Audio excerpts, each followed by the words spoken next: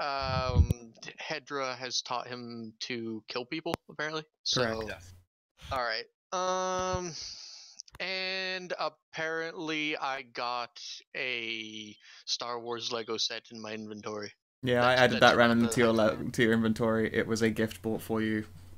You know what? Fuck this. I just remember what exactly just happened. I'm excited for this. Yeah. and, Okay. I know that now there's a party and there's a Loa with a trap and none, I think. Yes. Technically, the Loa could also be a trap. So. This is true. The Loa does what the Loa wants, really. It's entirely at random. I am happy in both sides. Because we have Hoff. I mean, we have Stray, but we do not have a Remiel. That's because correct. He's undergoing the transformation into a Necron. Yes, after all that spinal surgery. Yep. He's undergoing biosynthesis. Yep. I can only hope that his spine is titanium plated. Oh no, he's going to be a member of the Necron tier. It'll be fine. Well, I mean, apparently he can like stand up straight and walk around without assistance now, so he's on the mend. Yeah, fuck. He fucking couldn't do it before. As long as things are looking up for him. I know, right? Fucking raw deal thus far, but yeah, no, things are picking up on his end, which is good, and we'll have him more regularly at regular times, and actually sat upright at his computer. He was a linebacker in high school, and then did a bunch of physical labor afterwards. So I thought DCL was making a joke about his back and looking up. No, I hate. Oh crap! Go there. Don't put that. It's not necessarily a pun. Could just be a joke. Okay, it is. I mean, it's not really a play on words like a pun would be. Actually, you're right. Okay, but I wasn't going there. Yeah, I mean, worse would be if you had to tell him to keep his chin up, etc., etc. Yeah, damn, no. But regardless, yes. Rosemary... Keep a chin up, Rem. Things will be looking up for you eventually. Just stand up straight and face the world head on. Yeah, etc., etc. Moving on. Sorry. Dick. It's actually getting to Vamps. Yeah. So yes, you managed to make it back from the underworld indeed. You were sort of just like a bunny led in. And what's been keeping you busy throughout the duration of like what is effectively a couple of months of downtime is a thing called the Passage of Time, in which you can also see shit that people got up to. This entire time you have been working on a worm's den for the Defiant. Was it the Worm's Den or the Chapter House? Which one's the bigger one? I need to find well, because I found a Worm's Den before, but I want to find a Chapter House on top of a Worm's Den that isn't in Isn't in Shitsville, right? Yeah. Yeah. No, you found a let us see here. Did I already draw it on the map? I may have. Yeah, it's not incredibly far away from the Parkview Cemetery between the industrial area and the Triad-controlled lands, which is pretty good. At the very least, it is somewhat near a police active patrol area. Where am I looking? I can see. Give me a moment. Ping me. I said just give me a moment. Goodness me. Never. Right here. Oh, okay, down here. Cool. Yep, between Parkview Cemetery and the more actively patrolled area, the industrial area. Basically right in between those 3 points in the Triad. So it's close to a train line which, as you might expect from most modern fantasy, is pretty much running along a route of ley lines. Because that tends to just be how that kind of shit constructs itself. Cool. What do you want to name your chapel house? Because you have been working on it. Like, a worm's den was set up. Your reports were all pushed through successfully. Let us do here. Did anyone... I don't remember. Did you keep track of receiving end of session beats like everyone else? No, because I wasn't sure if I could have them. All I have is the aspirations I had from before, which were successfully enter Underworld, find Rose, learn more about the nature of a Geist, all of which kind of ended, so... Yeah, alright then, give me a moment to bring up my good old-fashioned aspiration sheet. I didn't keep track, in case I didn't get, like, AFK beats, which, I guess that's cool. Understandable. You won't get as many, but you will still get some, because I don't want you to just to be weaker than everyone. Let us see here. Right, you had the last things you ever scored were find Rose and successfully enter the underworld, and I believe you had your beats for those. I no, because you. They were scored in. I think you actually have them on your sheet. Yeah, they were scored in at. That was the very last thing I did was scoring those in, and then I got work. All right, excellent. And you, okay. So everyone was unable to complete aspirations during the process of the downtime. Downtime beats different from being able to score your own aspirations, because aspirations are the kind of things you're meant to role play out as opposed to just like get them handed to you while the time passes.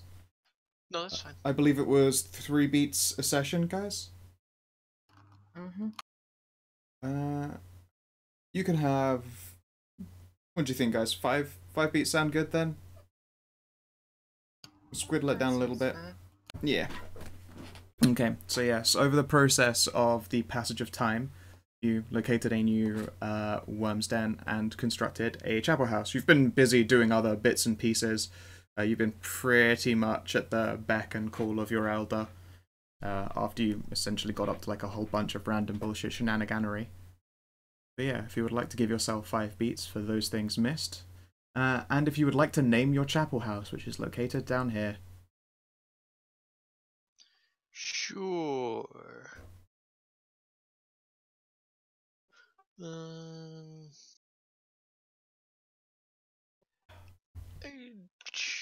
Hang on, I'm. Give me a second. Sure. In the meantime, we'll continue with the catching up then.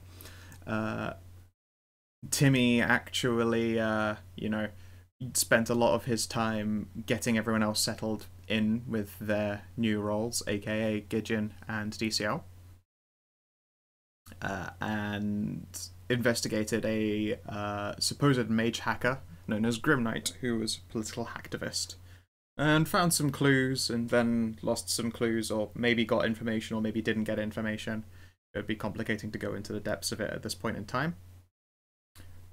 Rose made her in routes with the Carthians, and fucking thiefed a 24-hour version of the Blush of Life from associates of Claire's through means, cough. And now is searching for a serviceable location for her own business, which has been pretty much figured out.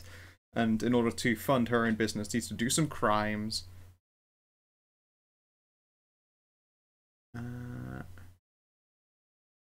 DCL has spent his time getting acquainted. He did some small-time agent duty, at which he was very successful. How much have I befriended my Russian roommate? That is a very good question. He himself...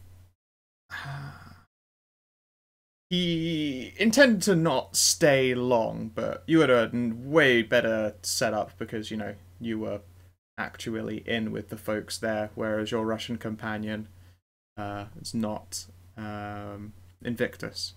So he didn't get as many freebies as you did. The question is, how long did you let him crash on your sofa?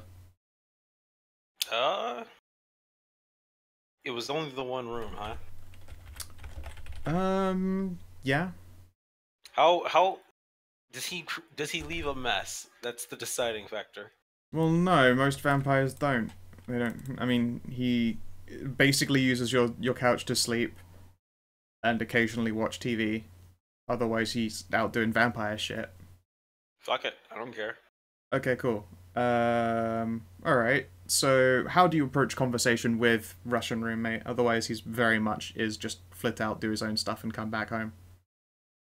Shit, then it's probably... No, I'm gonna be like that, to be completely honest. If ever I see him, I'll say, yo, or what's up? But if he doesn't want to talk about anything, really, he doesn't ask for help, then chances are I just leave him be. Sure. Let's see here. I don't think you have any merits that speak to people-y things. No. Indeed, if anything, your character is spec'd to not be noticed all the time. Yeah, no, okay, so yeah, conversation doesn't really naturally erupt between the two of you. He's a nice enough person and will make vague conversation whenever you do so. He's still occasionally jumpy, just a natural state of being who or what he is. But he's a good enough dude. Yep. And chances are I'd probably just let him chill until he says he's going somewhere else. Very good. And then, yes, Gideon awoke on October the 31st for his downtime and is being educated on the workings of the modern day. And then, of course, a couple of months passed. And we got to the awakening of the Elder. Now, the Elder is quite the... Sorry, of the Prince. The Prince is, as one would expect, quite the Billy Big Balls, and what you saw was his incredibly beautiful, elegantly carved, like, living space being wheeled to the open balcony so that, you know, he could be seen for his awakening. And then the lid of the coffin is drawn away, and there's a big muted gasp from basically everyone there on the balcony watching because the coffin is empty. And that's where we pick up. Well, I think... I'm going to stop myself from slipping out because I realized late that that's a bad idea. And I guess we're just going to have to prepare for the shitstorm this is going to cause. Yeah, there is a very extended silence. Like, most people of the Elder faction don't really breathe until they're speaking. But there is a gasped intake of breath. Even from the, by this point, usually quite impassive Sir Reverend Thronefulcher Destria, the creepy-looking modern knight.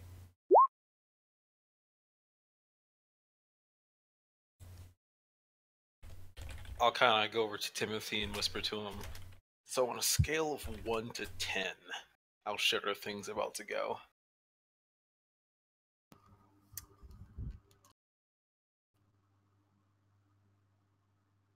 11. Well, so you say, can everyone make for me, who is there at this point? Rose, I believe you will have, before his awakening, left to begin your duties. I don't even think I was there. You weren't there in the first place? Beforehand. Okay. Alright. I was never brought up. So Sure. I think I was just preparing for the inevitable ghost apocalypse. Sure, yeah. Wasn't the entire session spent with Third, like, waiting for her turn? Yeah. Yeah. Don't worry, this shouldn't take long, but I didn't want to leave it on a too painful of a cliffhanger. Also, can we just add 1 to the cliche meter? For, yeah. Okay. What's this on 1 to 11? Yeah. Or 1 to 10? 11. Maybe he was a bit... To be fair, I'll take responsibility. I set that up. Yeah, you did. He did. Yeah, can everyone give me a wits composure roll? I'm looking for a dramatic success so you can be dramatic. No. Give me a second. I'm trying to see if I have any skills related to this. Nope. I'd tell you if there were merits or specializations.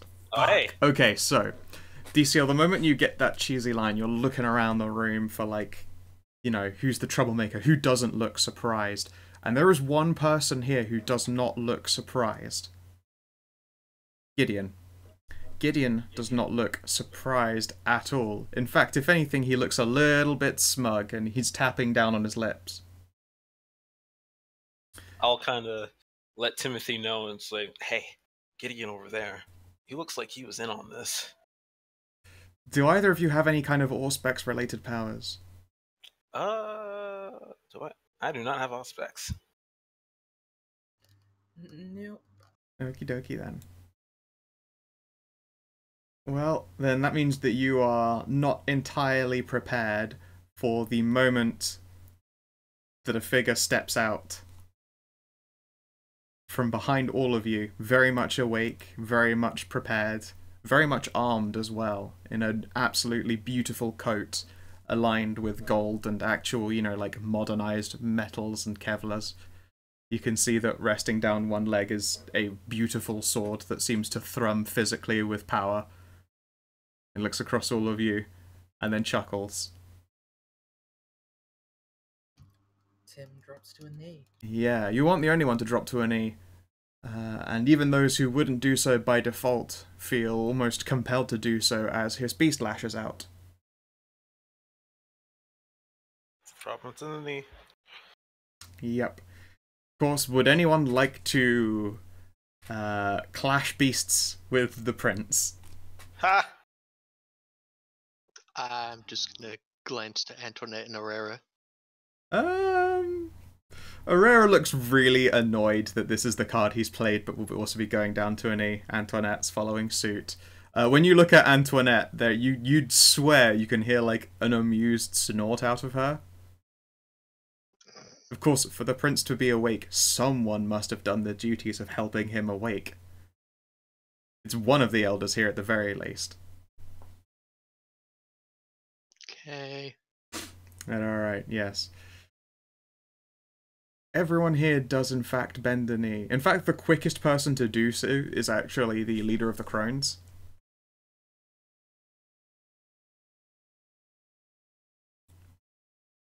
And the prince looks out across everyone. His voice is... well, I don't think it's one that any of you have ever heard before. In fact, apart from maybe Timothy has heard something before, I'm going to ask for a chance die out of you. Chance die for what? Ooh. Okay. Luckily, I have not got a built-in failure for this chance die. It's just for the unlikeliness of actually having heard it before. Chance die for what, though? Sorry, I'm muted. Oh, the prince's voice, for recognizing it. Can I even roll that? No, this was only for Timothy. He's the only one who possibly might have heard a voice like his at the very least.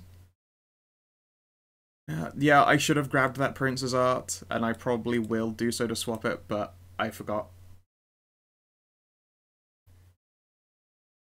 He looks out across everyone, and his voice sounds tired.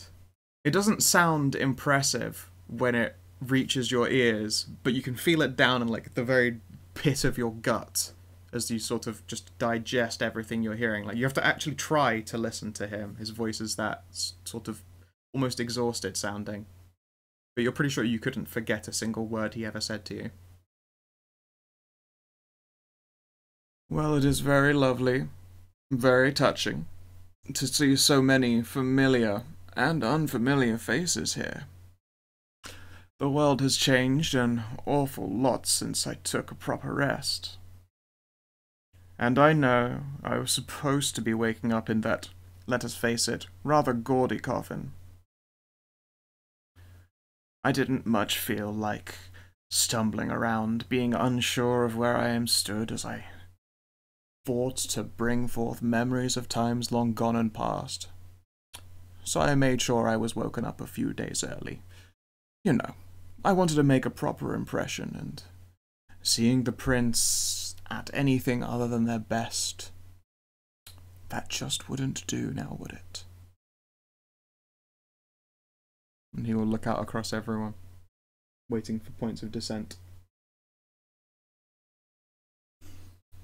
Such as it is, I have had my chance to get caught up with events that have occurred. Far be it from me to be anything other than informed of things that have gone on. There are some honours that are overdue in the giving out. He clicks his tongue at that and looks around. His eyes linger pointedly for, at the very least, a brief moment on the Countess, and then on Claire, and then on Timothy. Just the briefest moment, but a few people who, catch this will will look sideways askance at them in surprise. Yeah, I'm giving Timothy a look like, shit, what did you do?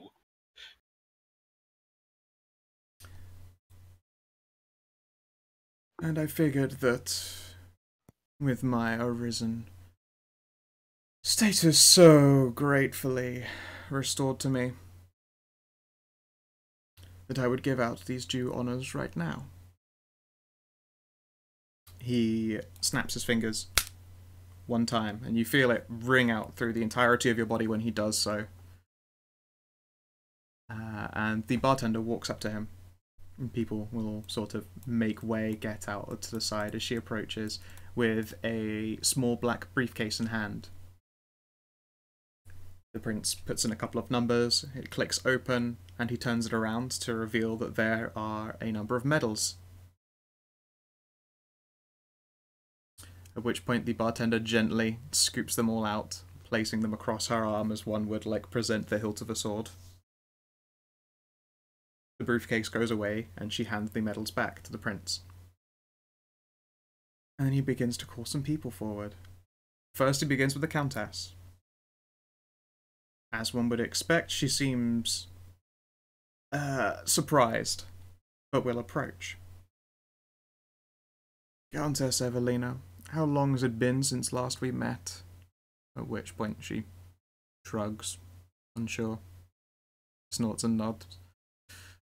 I am much in the same boat myself, but you were particularly instrumental, be it just some kind of passing amusement, in dealing with a certain difficulty. Shadows cast their wings over this city in my absence, something that would be a cause of great shame if it were not for the fact that it were handled so adeptly by individuals such as yourself, and a few of my right hand's trusted agents. And he will hand this off to the Countess. She will grin, and the medal is pinned onto her cute little evening dress. She curtsies and steps away. And then he will look in the direction of Claire, at which point Antoinette will give you a quick elbow and indicate, you know, go on up. Shouldn't have to call your name. Yep, plenty of eyes follow as you walk up ahead, and there's a few mutterings because, just some auto check. You can understand the Countess in weird, crazy ways, but you are not political. And regardless, he holds at his hand a medal. Up close, it's a beautiful piece of work. Very modest silvers and golds, but it is still artisan craftsmanship.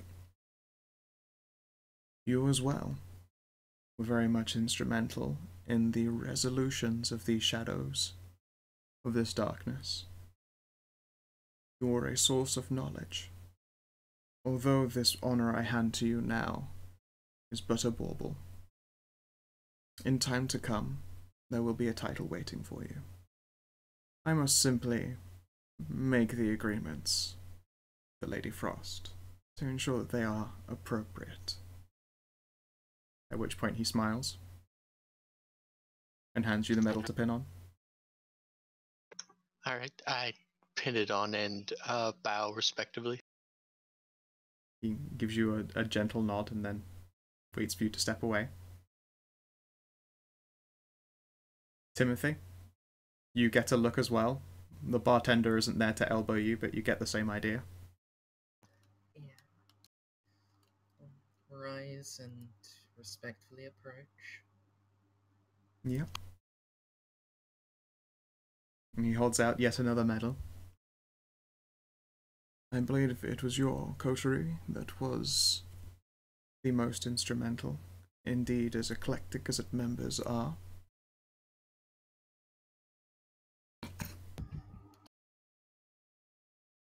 They were your charges, and you have directed them adeptly. The true depths of what you did and what you were capable of must, of course, remain a mystery. He gives you a very pointed look at that. It's a look you're Possibly sure that no one else notices. But know that your work is appreciated and respected. We may have to impress upon you in darker times yet to come. Are you prepared for this?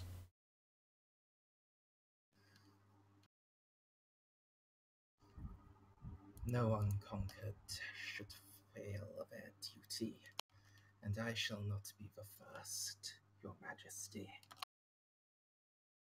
He smiles as though expecting every word of it before handing you the medal to pin onto yourself.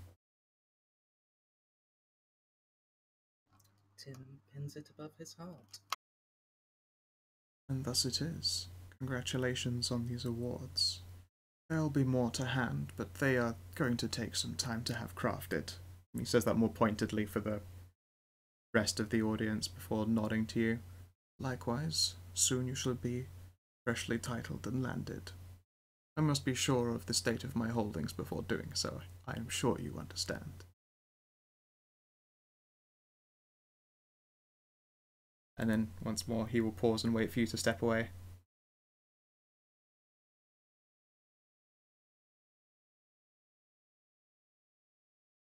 And then we scoot over to something funtabulous. And now for something completely different. Something completely different. And now something we hope you'll really like. And now for time for strippers and whores. Yeah! I have the feeling we're missing out on the fun part here. You're handling the important shit. I mean, to be fair, Rose herself is going to miss out on the fun of it. The clock is about to... what time does the lower actually appear at night? Is it meant to be at midnight, Lily? Which one? It's different for everyone. Well, yeah, but he's going to pick it based on the place where he's partying locally, so the vampires are awake for it. Which Loa is it though? Get it. G'day. Eat.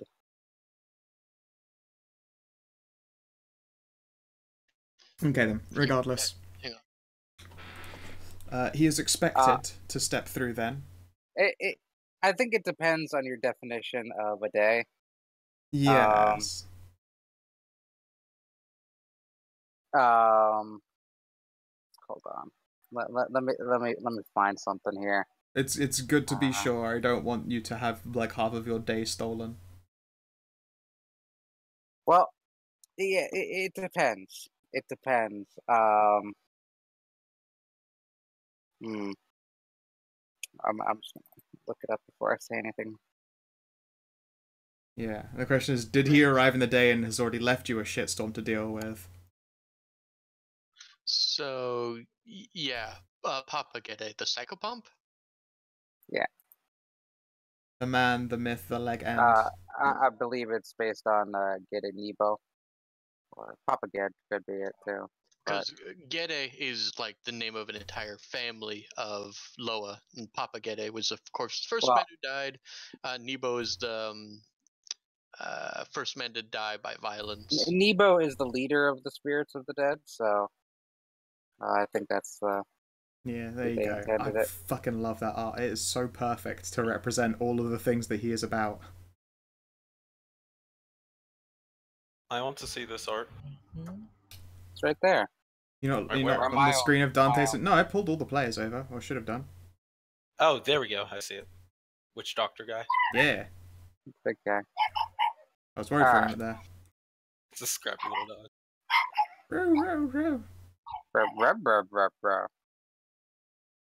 I realize that my bloodline page comes with a nice example of what the Wow, you're fucking Papa. yeah, she's playing. Yeah. It comes with a nice example of what eye patch eyeglasses look like. Also comes with an example of what my eye looks like. Cool tapes. I remember that. Screenshot it for me, please. I'm not getting the whole art just because. Yeah.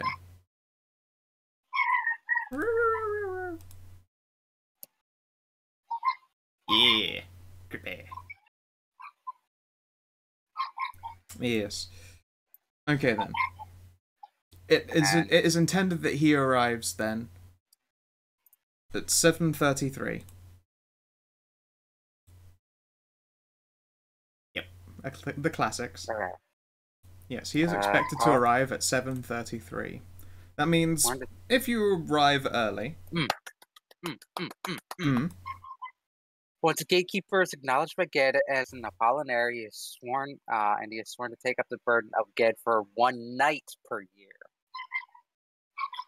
Good, yes. Okay, it is a night. Then awesome, yes. Let's see here. What time is sundown? Sundown.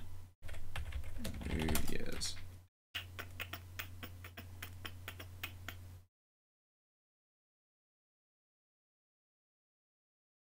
Here we go. Let's figure this shit out. Oh, it's like 4 o'clock. Okay, so yeah, no, you have probably like a half hour then after awakening to just like get your shit moving. How do you intend to get to the underworld? Wait. It's sundown at 4 o'clock? Sunset is then. Oh, when? Where? Like in your area? That's New Year's in.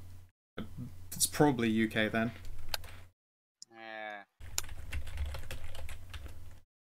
Let's see if there's a striking difference. That is awfully. I mean, I'm mid East Coast, so UK is much further north than a lot of the US. I hate to break it to you, but it's different by a whole not very long. It's 4:38. Really? Where did you search that time? A whole site called Time and Date that will tell you the sun and USA and all of that shit. But where in the USA? Looking at San Francisco, it is 6:35. It defaults to New Year. Okay, it defaulted to New York, so no. All right, fine. It will be at. I mean, we could be. We're probably further north than San Francisco. You know what? Fuck it. He arrives at 6 o'clock. Okay. Depends on We're how done with warm it. you Shut are. up. 6 o'clock. I'm sorry, Scout. Fuck all of you. It's 6 o'clock. Okay. How do you get to the underworld? I'm not getting to the under. I'm gonna go to a fucking graveyard. Awesome. I'm not going into the underworld. Fuck that. Sure. Also, the fact that shit's hard when you don't like. Yes, I am a master of gates, but I'm not that kind of master of gates. Hang up on them. I mean, she could be a master of gapes.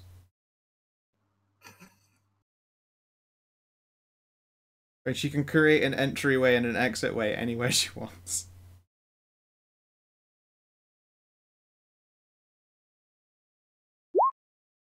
Exactly. Well then, to fill the rest of you in, Rose is going to miss one hell of a party. I mean, it's a party that you guys could make the latter portion of. Because as fun as it would be for for you guys to hang out while the prince is fawning, if you do not want to spend your time, like, just, stood around the balconies in the corner, like, just being stood around. It is New Year's in a very big city. I kind of assume that's what Tim would want to do, right? Like, hang around the new prince, do nightly things, cast grease on your hair. But yeah, I'm already annoyed enough that, and I will talk to like Aurora and Antoinette. Having a title and stuff like that just means more measure of control and people notice you. I don't want the politics. Why? And I have stuff to do. I have chapter house stuff. Well, that's what I've been all about this whole time. But as you noticed, 2 people of our little party have just been promoted. Oh, at least not promoted, but have been rewarded by the prince, who everybody is treating like the biggest, dickest OG. He is the biggest, dickest OG. I know. I'm just saying. Alright, sorry about that. That's okay. That's fine. I'm just saying what people were doing at the party. You know what? Herrera will probably give you a pat in the back and say, to be fair, going unacknowledged would result in you being insulted, and that would draw far more eyes to you. The fact that he didn't give you a title and land here and now was probably the only gimme he was giving you. Well, Now, Aurera's just excited because her power base has just become infinitely more powerful. Oh yeah, yeah. When you then, turn the squint eyes on her, she is fucking delighted. But yeah, for my chapter house scout, a chapter house is 1 to 5 dots in merit to add to like chapter dot merits or any rolls to resist frenzy or like to help read while you're in it. And the other thing I was trying to do is try to establish it on top of a perilous nest, which is another 1 to 5. So for this, are you just giving me chapter house 1 dot? And I do have 1 experience left. You want me to? I can just spend that for perilous nest 1. We can worry about it after session. I would like to make sure I don't just make a poor decision on your behalf. But at the very least, even if it turns out that you can't have completed the chapter house yet, then you could have at least had the area established and some groundwork done. So Okay. we'll hand wave it for now, but we will make sure that it is all correct. Yes. Okay. The fun stuff is going on the previous level. Indeed, Timothy went down there briefly to do some schmoozery. But also, there are a lot of vampires there who are on different scales of the humanity level, such as it were. So it might not all be entirely to your tastes. Man, I really want to go to the Loa party, but there is no like in-character justification for it. It's a dead man's party. Who could ask for more? Everybody's coming, leave your body at the door. Leave your body and soul at the door. I don't even know what it was going down. Yep. Nobody knew it was going down. Except for Rose. Yep. And that senior lady. And NPCs in the know. Yeah. There are a handful of people here and there who do know. Indeed, the Geist knows. When you head out that night, by the way, you do not see her van there. It looks like she's picked a new spot to go to. Good. The car and if they're new, apparently. They just happen to be here. Do you explain to Emma or Etienne why it is that you're not going to be at that party? Oh, I told them before. Like, I've got ghost shit to deal with. Ghost shit's going down tonight, yo. Oh, they are very saddened by this. And I told them like to back. I was getting them prepared to back me up if I needed it. This is true. But they're still doing that thing of, but just like a little bit of time at the party. I mean, yeah, if you want, but don't wear anything that takes 5 hours to get out of. That's everything at that party. Damn it. I mean, you could just wear nothing. That's good too. I suppose. They'll ponder and think. And you know what? Etienne will possibly go and fetch her old, hunting leathers. Indeed. She will get together her old hunting leathers. They've been stitched and reef patched a few times. It's not exactly the innest thing to wear at the party, but that much leather is, it's a pass at the very least. Emma, on the other hand, not exactly what one would consider a crisis-responsible fightery type person. I'm not asking for fighters. Just, people would pass me peanut butter jars. There's a squint. Okay. So I could trap ghosts. Right, yes. No, I remember. No, yeah, you remember you had to eat all the peanut butter? Yeah. It's been like both of them are sharing like. I mean, my mouth still dries out occasionally. I think I still have some peanut butter around my butt. Oh. Well, I mean, Hard to tell when you don't have to poop. no, yeah. It's a good thing you don't sweat. Well, I mean, I can.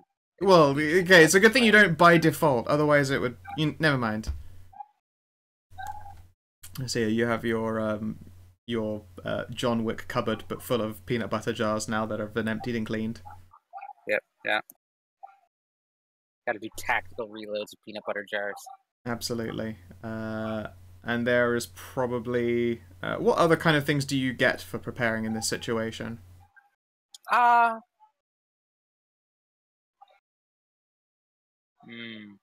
Etienne has like a gun and a crossbow, but she doesn't know how useful that shit would be. I've got a shotgun. It's ghosts, man. Yeah. Are they rock salty? I do have rock salt, but Okay. What? How about you go fuck yourself? Yeah? And then you just start hearing. You're like, no, stop! Hi, puppy. You want to bring puppy in here? Huh? You want to bring puppy in here? You just want attention to yourself. Oh, hi. Get Hi, all up doggo. in my face. What's up, doggo? They're saying hi to you. Yep, nice to meet you too. Yeah, okay then. Yeah, just I'll there's not a whole lot you can do for ghosts. Maybe I'll stock up on some alcohols. Yeah, sure. And be like, hey, you guys want whiskey? Rum? Ghosts like rum. This is true. I have heard that it's the dead man's drink. Hi, puppy. Yeah. Oh, come here, puppy. Oh, you bitch. Yeah, you know what? They prepare picnic stuff as well, just so that you have that thing to take along. They're going to go to the party first just to check things out, and then they will be with you when you need them. Yep. Just keep your phones on vibrate somewhere you can feel it. I wink. Etienne goes for the inner bra maneuver. Emma will have to do some pondering on that one. But such is the way of things. Remind me to get you guys like a wee vibe. As if you haven't already done anything like that. Come on. Come on here. Let's not stretch the suspension of disbelief too far. Of course you have gotten lots of sex toys. Oh yeah, but wee vibe, you can like cook that up for like online. Like you send a message to their phone and it activates it. What you should do instead is use it to send like fucking Morse code. Ah, was that dot dot dash or dash dash? Ah, oh shit! Oh man, now I'm imagining like burner phones with that shit. Disposable dildo phones. I mean, the phrase disposable dildo phone doesn't actually paint a particularly pretty picture for its uses. Ugh. But okay then. You make your way to the graveyard.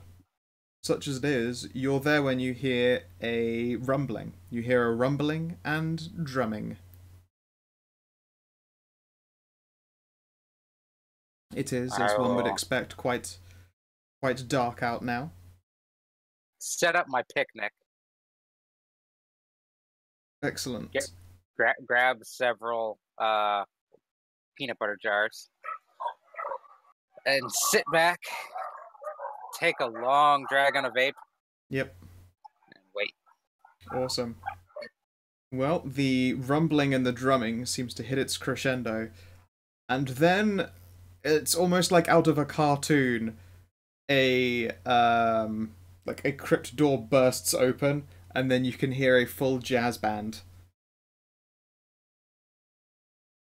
And then out steps I don't know if it would say familiar face, but a face you know of. A face of the lower.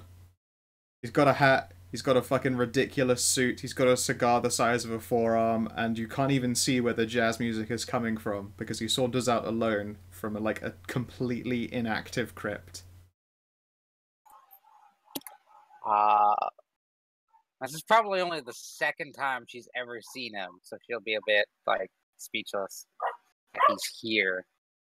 Yeah.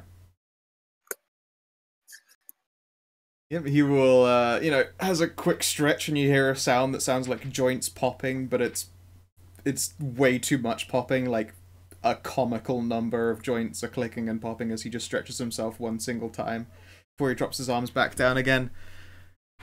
To feel the moon's breeze. You can drink that night in. Ain't it beautiful? Hey there, baby, how's it going? She'll remain speechless. Kind of raise her hand as if to say something, and no words come out. Was the entrance too much? Sometimes I feel like the entrance is too much, but if I'm gonna have fun, I'm gonna have fun to a ridiculous degree. That said, do you think you could call me a cab? I seem to have left my phone in my other coffin.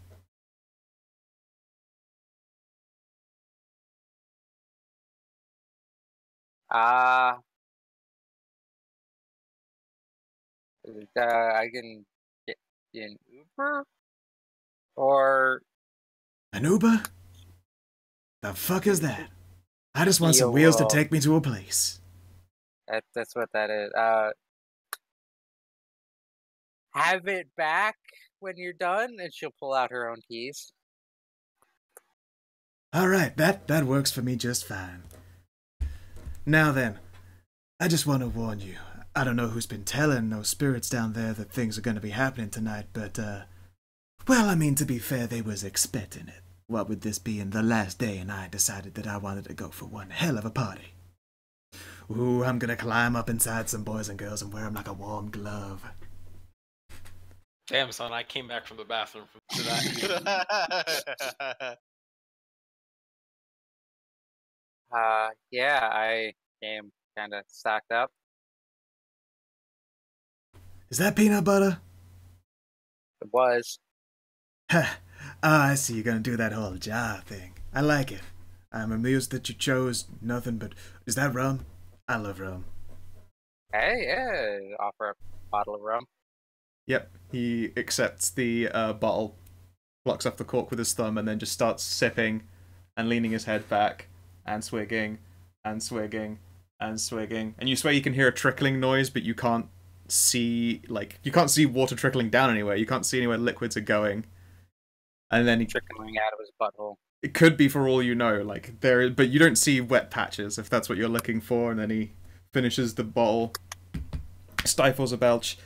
Ah, now that is the spot. It has been a while since I had myself a fine drink. And then he will hand you the empty bottle. Make sure to put that away. Litter in his bed, especially in the graveyard. Make sure to what? Put that away in a bin. I can kind of distorted stuff. Understandable. Doing this voice is very breathy. Not the lower. Yeah. Okay. Probably use it to capture a ghost, I guess. Alright, you have yourself a fantastic time. And he'll slap you on the back and then head off over to your ride. You too. Oh, I intend to. He's already rubbing his mitts together and taking a chuff on his magnificent cigar. And then off he rides, down towards the Dante's Inferno on your hog. She'll yell back, "Bring it back with a full tank!" He will tip his hat into the night and then flip it back on again. When he does so, you're pretty sure you can see just a bare skull is underneath the hat. Oh boy!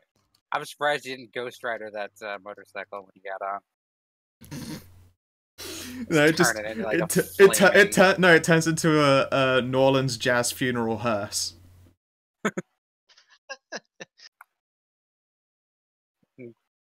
Rose is just like, God damn it, I have to buy another motorcycle now. Yep. And indeed, down at the Little Inferno, a Norland's Jazz Funeral hearse turns up. That's him knocking at the door right now.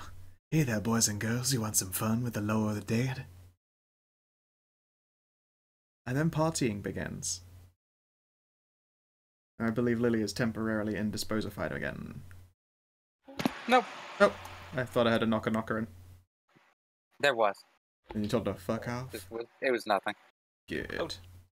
By the way, what is Jace doing there? What would his mother say? What is... Oh!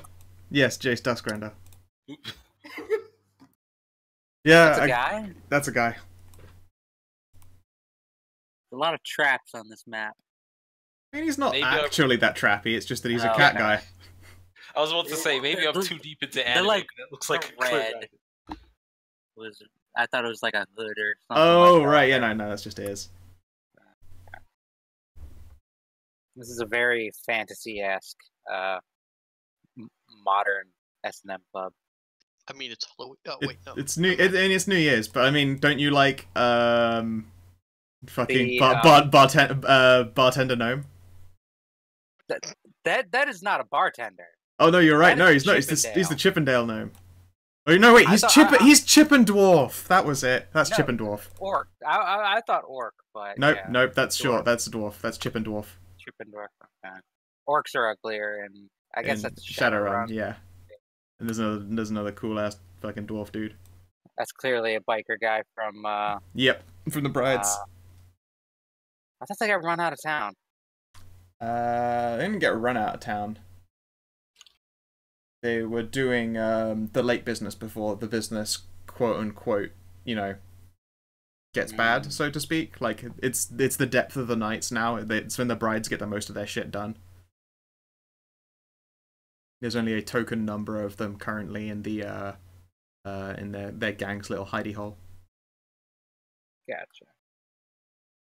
And yeah, he turns up and is going to get to some shenanigans pretty immediately. Like he goes into the Inferno, and it's more like an episode of The Mask. And for some reason, like it is effectively because a form of magic is going on. Nobody seems to think that any of this shit is weird, even when he does things that are physically impossible. Of course, those who are somewhat awakened are aware of what's going on, such as Emma and Etienne. Etienne more probably, because I don't think I Googled Emma. You didn't ghoul Emma, but she's been around you enough that she's, if not classified as aware of the nighttime world, then She's still classified as a mortal. yes, she is mortal. She has no template. Yeah, correct. She is a human mortal, but she is a human mortal with awareness that the world is larger than it seems. Whereas Etienne technically has two templates because she's a wolf-blooded hunter. Well, Wolf-blooded isn't a template, isn't she? Is it? Oh no, you know she's ghoul, but ghoul isn't a template, is it? Ghoul overrides other templates, I think. I'm pretty sure you don't lose any dots, merits, or specialties that you had before, though. So she has just got a ghoul template, but I believe she's still got her merits and specs from being a hunter. Ghoul wolf-blood hunter, yeah. Yeah. You sure it's in that order? I thought that wolf-blood goes on the bottom. I could be wrong there. I don't think it matters. Alright. I guess she is wolf-blooded first and foremost, and then she became a hunter, and then she became a ghoul. Yeah. Regardless, yeah, she still has merits and specs relative to those, but you are correct. Ghoul is the latest template and did change some of her dots. Like she can use dominate now. She can indeed use dominate. She has a vitae pool. Correct. Not a massive one, but it's a pool.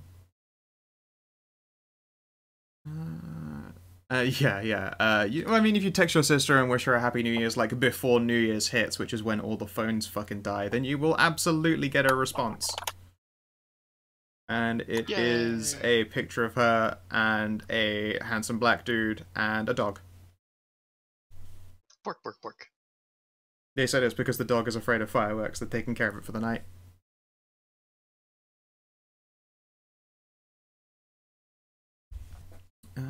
And yeah, let's see here. what roles do you have related to your peanut butterification? Which is a really, really weird question to ask, I'm aware. You know, it'd be weirder if I were a mage, because then I could actually peanut butterify people. Yeah, that'd be pretty fucked up. Yeah. So let us take a look. That is called Govee Trap. It's Wits, Persuasion, and Carrefour. Alright then. Versus Finesse and Resistance. Would you like to make a baseline roll, and then I'm going to essentially pull an average of what basic ghosts are capable of doing, and then we'll throw some flavor at it afterward, depending on how it's meant to turn out. I'm very persuasive. Yeah. Yeah, I know. And Carrefour is 3. Ooh. You are real fucking good at this. Yeah. 4 plus 4 plus 3. Hold on. Hold on. I have to check something. Persuasion is one of my new asset skills for professional training. So you get 9 again on your asset skill of persuasion? Right. Yeah. Oh! Wow, what a fucking shit show. Okay, so maybe you're probably just still Dice. So you're a bit not prepared. Yeah, like I guess you're still somewhat in shock from having your bike jacked by the Lord of the Dead so he can go get drunk and fuck whores. I mean, he still got 2 successes. How many do you need? I mean, it's contested because it's going to be against ghosties. It's an average of what they can accomplish. 2 successes on 11 dice that are 9 again. Yep. I mean, you could spend willpower. And try. Not on the baseline roll. Rolling willpower on like a baseline does not seem. Yeah, and it's the start of a scene. I'm not going to punish like that cruelly. But okay, let's see here. It just means I have a bit more work cut out for me. An average of them comes to 5 dice, which is an inconsequential number compared to yours, but you never know. Can they do it? Oh, 2 successes! So they match. I can put a condition on you. But first let's describe how it goes, and we'll pick a condition based on it. Ooh. Yeah. There's a +2 modifier if the discipline is activated in a cemetery or other location related to death. Well, there isn't a more appropriate location than that, and god damn it. Okay, so yeah. Hey, guy, don't you... You bitch! Exceptional success. Okay, making me think up all that. I was like prepared. It's like, okay, how's this gonna go down? Like this, brain. All right, brain, we can do this. And then you just immediately springboard it up into a drat. Okay. Yeah. Okay. All right then. So there is a measure more subtlety than when the Baron Dunn walked out of the crypt. However, what he did do is create an entrance, because you have to create a doorway if you want to be able to pass through it. Now, the first time you did this, a bunch of ghosts bum-rushed that door pretty much the moment that he was out of sight. There was more to come later that night. When that happened the first time, you were certainly caught off guard. This time you're ready for those cunts. So you're still going, oh, I'm gonna need to get a new bike. But your hands, they're going for these jars of peanut butter. Well, empty peanut butter jars. Mm-hmm. Would you like to describe the ghosts that pop out? It is 4 of them, and they are basically 3 Stoogesing over themselves to climb out of this doorway towards you. Oh.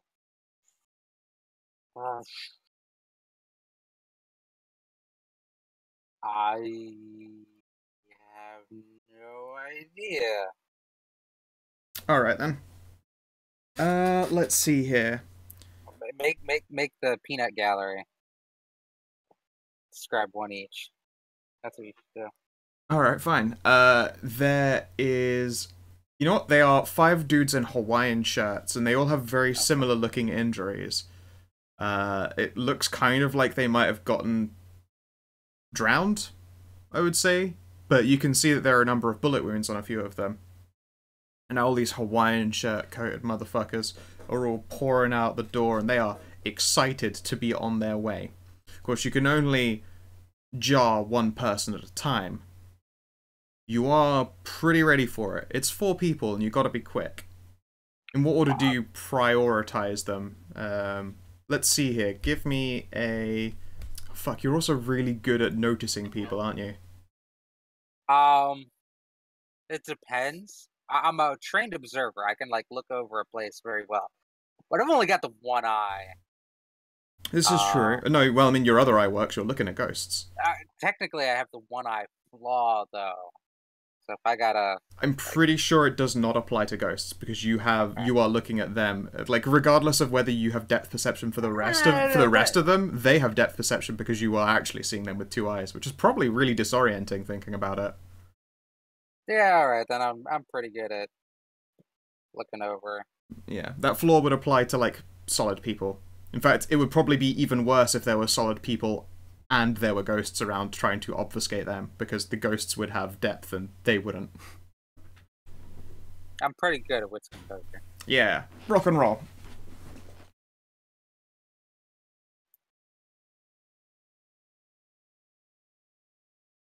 This is not my day. Dice roll. It's Unless okay. I get bonus modifiers. No, your bonus modifier was that they don't count towards your one eye flaw. Let's face it. Yeah, I mean, I'm garbage unless you get to throw more dice. That's very true. It's like the fucking +2. Ah, damn it. Okay. I mean, first thing I do is I motion down to, like, the various alcohols in the picnic. I'm like, hey guys, come on. Yeah, Take a load off before you get out there. And yeah, you managed to point out the one that seems to be leading this little fucking quadret of gooners. And as they approach, you ply one with the bottle, and he picks it up and realizes this bottle is empty. And you've handed him, like, an empty rum bottle. But of course he looks towards you, and you've already got the peanut butter jar in hand. The rest all, like, scatter and try to run, but you start drawing them all in towards you again. And soon enough, you have 4 filled peanut butter jars. yeah. And I didn't even make it past the boundary of the graveyard. Now, what I'd like to do, if any individuals come out, the groups they're too hard to deal with, any individuals come out, I want to gauge what they're going to be doing out here. If any of them are just like, I just want to see, like, my loved ones again, I might be like, yeah, go ahead. Alright. But It's if the any of stooge them party you're not into. yeah, it's groups, because you can't ask a group that, because then you're focused on one person's answer and the other people fuck off. We just wanted to make it to the end of one last party, bro. Partying ghosts are a no-go. No, party ghosts not cool. You already have one party super ghost. Yeah, one's enough. Speaking of, that party is banging. And I'm gonna ask... Banging chicks. and dudes. He doesn't mind. And chick dudes. And dude chicks. So how do you guys And party up in chickies. Vampire Land? The prince is currently inundated with the elders and the fawning, and he's being presented with gifts and drinks and all sorts of stuff. He's taking it all in stride.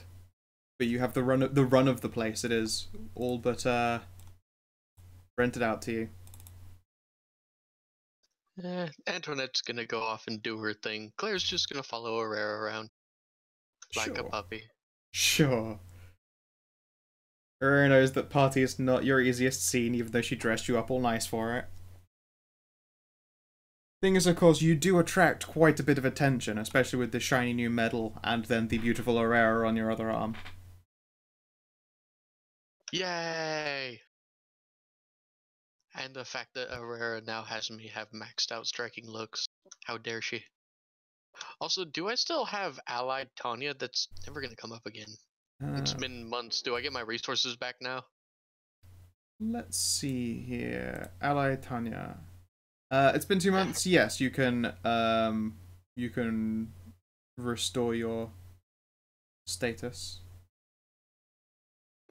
And alright. Gonna take off Ally Tanya because I basically had bought that with all my money. Yep, and you can put back in resources equivalent to what it is that was taken out. I had 2 taken away from me. Okay, yep, you can put it. I see you have a -2 ATM written in there. Sorry, I just opened up your merits thing myself. Okay, yeah, I fixed it. Don't worry about it. Cool. Do I still have the Ode by Timothy thing? Yeah, unless he's done anything to pay you back. I'm gonna keep that stuff there if it's between players until they actually Okay. do a thing to actively change it. Okay.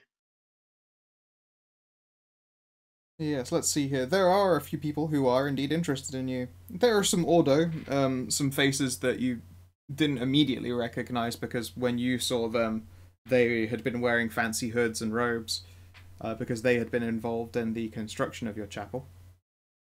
But right now, as they are, they're in various suits and dresses, and they are indulging, as one might do so. There's maybe 2 there about your age, some more set in their ways vampires, but even they have let loose their morals, albeit temporarily. Because the lacrima flows ever so sweetly. Gotta get fucking... You're basically in the supernatural equivalent of spiritual hotboxing. Yeah. And, like, vampire booze is lacrima. It's juice taken from a Gould plant. Huh. Well, no, it's more like you've got plenty of kine who were in various states of disarray who have been tapped for their sweet, sweet juices. There is probably lacrima too.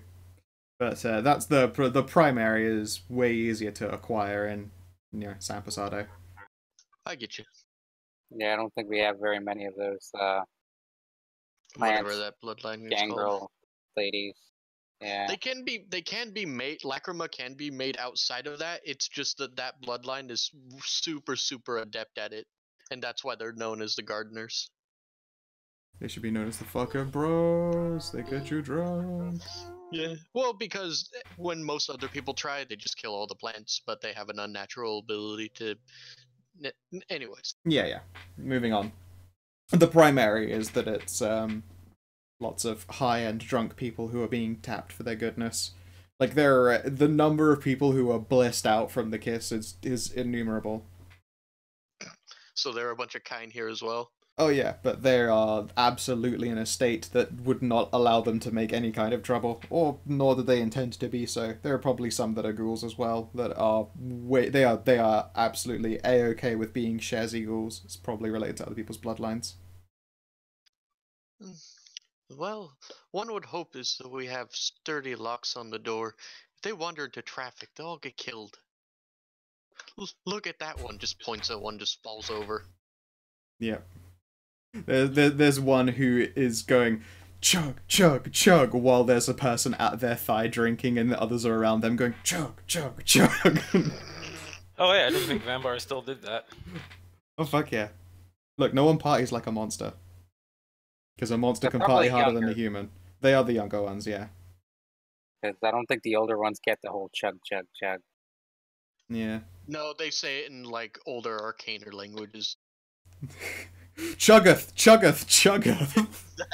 Exactly. They only do it out of like wooden steins. You kids today's in your funnels. Yep. You know what? There is one person there who is proving to be very, very popular. They have on their person, like, essentially nothing but leather pants and a fishnet shirt, but next to them is a table which has casks sat upon it. And, like, even from the other side of the room, you can smell the contents of these casks. It is, like, the richest, sweetest blood you have ever smelled. We're still in the same party we came into, right? Yeah, it's literally the floor, like, right below. Okay, because I remember like being surrounded by like super suited, Yeah. popular social, like calmly social people, and now suddenly this has turned into fucking San Francisco in summer. Yeah, no, it is very, like, right below in the second, like, you guys have multiple floors of this whole block rented out, these Yeah. penthouses. Like, the top So penthouse is all the everybody's- classy, and then you go down, and it's a lot of people going down. So yeah, the party goers have separated into their party types.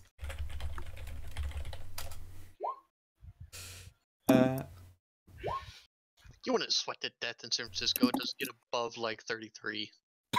Okay, whatever. San Francisco has a nice temperature. That's why I'm saying if this is north of San Francisco, it's Not that probably it fucking matters, you're all vampires. I know. We're all corpses. It's great. Yep. Can't feel the cold if you're already dead, but what you can feel is kind of fucking amazing. As you approach this, like, fishnet-shirted individual, they have a very Icelandic, Nordic voice that I'm not going to bother trying to recreate, because it would only turn out really racist. And I don't know if you've ever been around the scent of mead. It's certainly what he appears to call this stuff. It's undoubtedly blood, but he refers to it as blood mead. Me, yeah. Claire, probably not. Mostly a wine drinker. Fair enough. Well, he will invite you to partake. Sure. I'll grab a cup for myself and Herrera. Yeah. Now, if Claire were a human, would human Claire be a lightweight?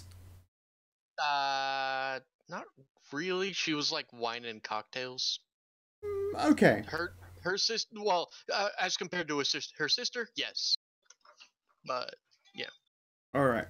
So yeah, you take a drink from this, and you get like a heady rush, like a tingling, and it still tastes like blood. And like Aurora will pause and sniff, and she too takes a drink. She doesn't seem to think that there is anything duplicitous going on at the very least. That would be insane, considering the company kept at the moment. And is delightfully surprised. Something arcane must have happened. You've probably never gotten legitimately drunk off of some kind of blood imbibing before. This shit's fucking good alcohol, effectively. Huh. Cool. The guy he seems, you know, somewhat smug on realizing that, like, Herrera has no idea what this is, and you presumably don't. Though you can certainly give me a lore check if you would like to. Let's see here. What knowledge you want to throw at this? I have occult and academia. Originally I would say academia doesn't count, but no one drinks like an academic, so... Let's see here. Give me an... Wits occult, because part of it is hearsay as opposed to, like, actual book smarts. And... what do you think a fair negative is for something that is completely out the scope of your bloodline? But wait!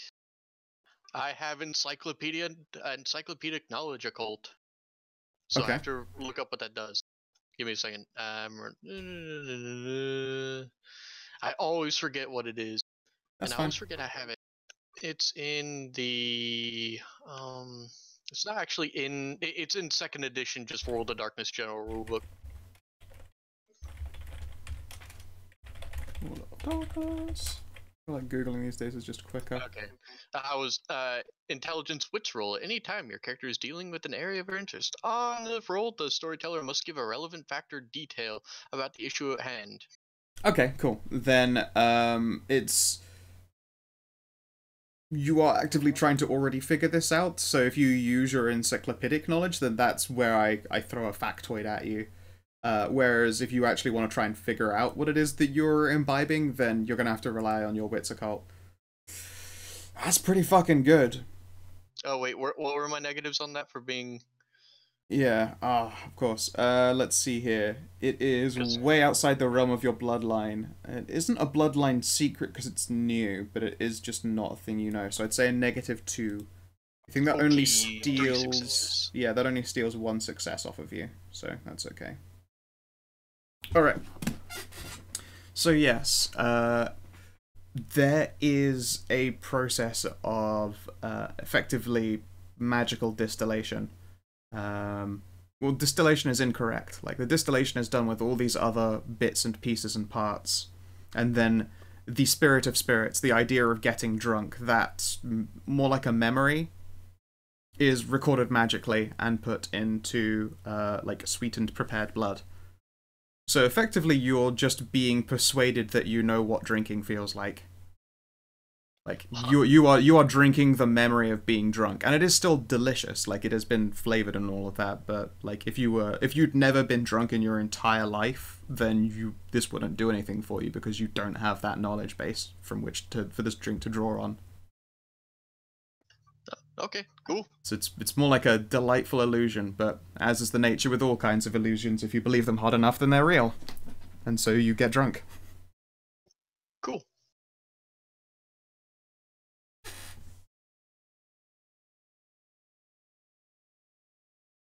Let's see here. Alright then. Let us see here. Is there anything any of you would like to try and achieve during the time of this party? Oh yes, of course, people hitting on you.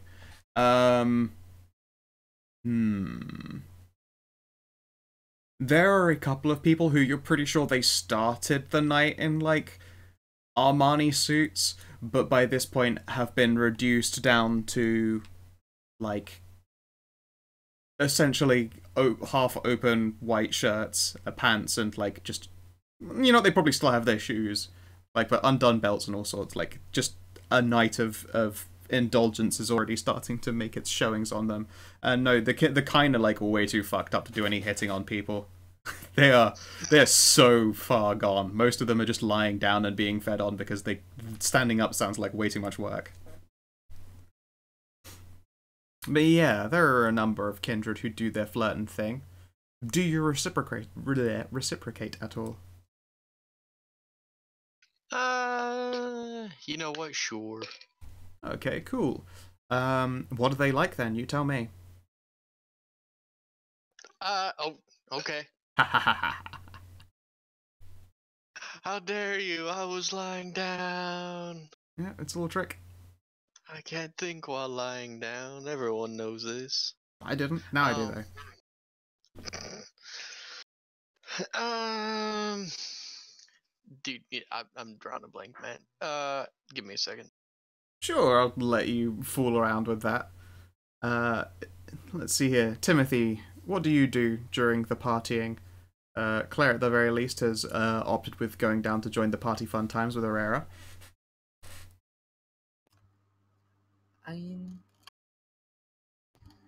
If Rem were here, I would have wanted to speak to Gideon, but I'm not. We can always retcon it if it would have been an important conversation, and then that can happen at like the start of a different session. Yeah, I want to try to grill him for what the prince did, since DCL pointed out he wasn't surprised. Ah, that's a fun one. Okay. Yeah, I mean, it might very well be that he'd be willing to talk about it. Although, I don't know. I have no idea how he would treat it, actually. So yes, that will have to be one that you get to do retcon flashback style. Otherwise, I'll, socialize with the upper crust, do night things, Such as DCL described then. Now, do you do any like word sparring with Sir Reverend Throneforge Destria?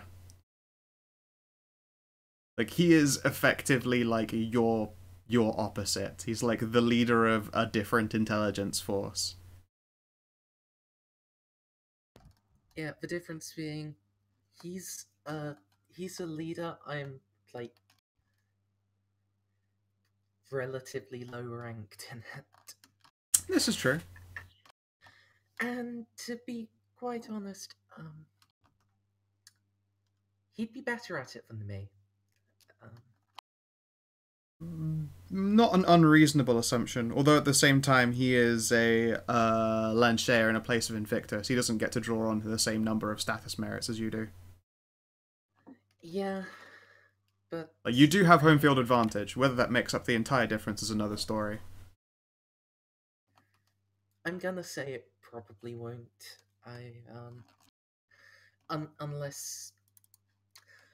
Unless he initiates, at which point I'll have to defend myself or lose face. I won't be engaging him.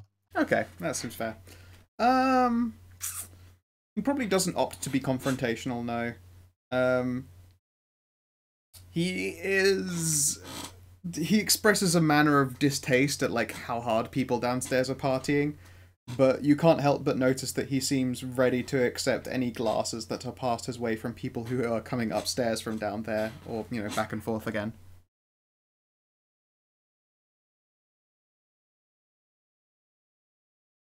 Yeah, okay then.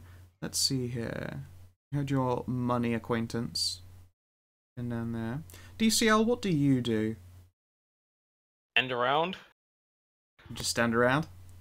I mean, I'm kind of just following Timothy, looking like I'm a guard. That was the initial plan. I don't really like talking to these people, but the people downstairs I kind of agree with are partying too hard. So I'm just trying to look unimportant. Okay.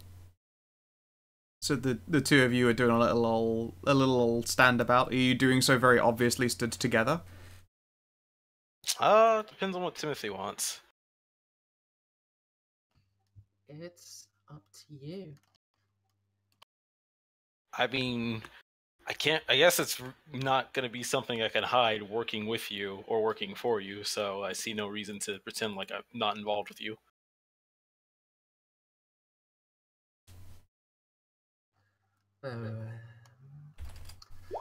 Tonight of all nights, if you're seen to associate with me, it will last in memories for a long time.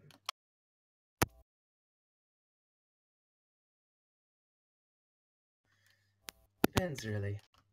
How long do you want to be working for me? I'll shrug and say, didn't really have that planned. I'm just kind of doing my job. Didn't really have a time frame. Yeah, you know what? On the approach to New Year's, DCL, your phone gets a call. I'm gonna check the caller ID. No caller ID, don't be silly. What are you talking about? It's fucking 2022? That's because it's also a blocked not Private 2022. Number. It's a private number. Those exist in America, right? Yeah. Okay, cool. Kinda. Okay, I mean, cool. we like to pretend they exist, but not really. Anyways, I'll answer it. DCL. God fucking DCL. I couldn't wait to do it. I should have had Hedra record that for me. That would have been the fucking best. Oh my god. Oh, why didn't I? Oh well. Another time. I'll get that preemptively for use against you at another time. Just a soundboard, and that's the only thing on it. Hedra soundboard. Yep. What does the Hedra tell me? Well, of course she asked to make sure that you're doing right and you're doing the good thing and you're not making an idiot of yourself. Yeah, totally. I'm just socializing in this party. Completely normally. Like a normal person. Okay then. She asks her usual, I wouldn't say condescending, but tough motherly questions. Yes, I made sure to bring my knives along. No, I didn't stab anybody. The night is young. And then yes, you can hear that there is like that background murmur of other people like in a party situation. It probably sounds very much like the background of your own call.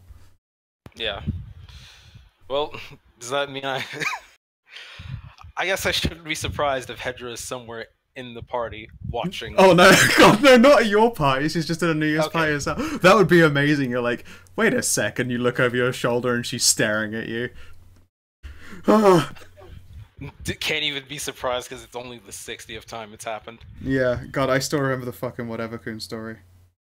Oh my god. That's my favorite story of all time ever. I just hope people forget. Mhm. No, shush. Oh, it's a great one. After the stream, I don't need this becoming a meme. Yeah, okay, sure. But it is legitimately, it fills me with fond smiles and happy joy. Well, I'm assuming this call is also going to tell me how long I'm supposed to be working for Timothy. Yeah, when you bring it up, she mentions that the letter of introduction was just an introduction that would make sure that you got put in a coterie, so she doesn't know Timothy personally or really fucking anything about him. And then we'll of course ask you to report, as it were, which I'm sure you're all too prepared to do. Yep. And when she receives the information, she'll start. Well, I wouldn't say trying to educate you, like it's obvious that there's a party going on and it's distracting. So she gives you the brief idea, and it's that you're only going to be working with them as long as you need to be. However that long that takes, it could be years or it could be months. Like, you'll know when it happens because either you will become in charge of your own coterie or you'll just become a solo agent once you've gotten inundated in the city. But like, you know, you seem to have landed on a particularly good one, especially if they're an up and riser. And then she also tells you to make sure not to be a fucking pussy about like not getting involved with people. You don't have a choice. Oh. So tempted to just groan out, but I don't wanna. But it's in the middle of a party. So I just make that scolded child look and go like, okay. Yes, you know, for now it seems fine. And then she will ask you to put her on the call with Timothy. Oh, really? Hey, Timothy. And I'll hand him the phone. Pro tip, don't piss her off. Very well.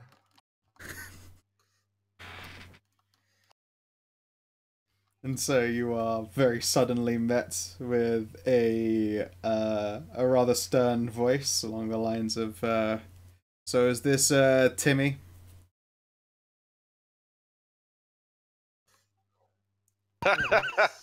This is Sir Timothy. Of course, it is a pleasure to make your acquaintance. I apologize if DCL ever does anything that might be considered to be fucking up, or ever seems like he hasn't quite get some situations. I can attest, he is well trained, he's just very much lacking in confidence. Of course, he's not quite ready for the politics game. If you fuck my boy over, I will come over there and destroy you.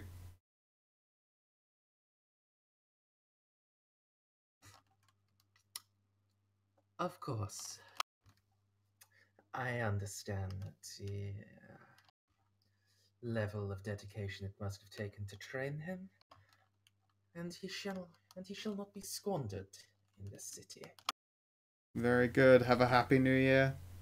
If you could pass me back to DCL, I will wish him a happy new year and be on my way. Pass it back. Happy New Year, and then it hangs up. Alright. She do the whole promise of fire and brimstones down upon you thing? Not in so many words. I really wish she'd stop doing that. It gets really hard to bury all the bodies. You did not hear that from me. Anyways, I suppose I'll just be working with you and see what happens. I don't know. Everybody's telling me to fall into the politics game, and you just got meddled in front of the prince, by the prince, in front of everybody, so I don't know. Seems like it's a good thing to throw my cards in with you. I sounded Invictus as fuck. Invictus as fuck, yo. I'm totally on this. Seems you'll turn out to be a natural. Right, natural. Anyways, I do have to ask, what exactly did you do to get the princes to notice you?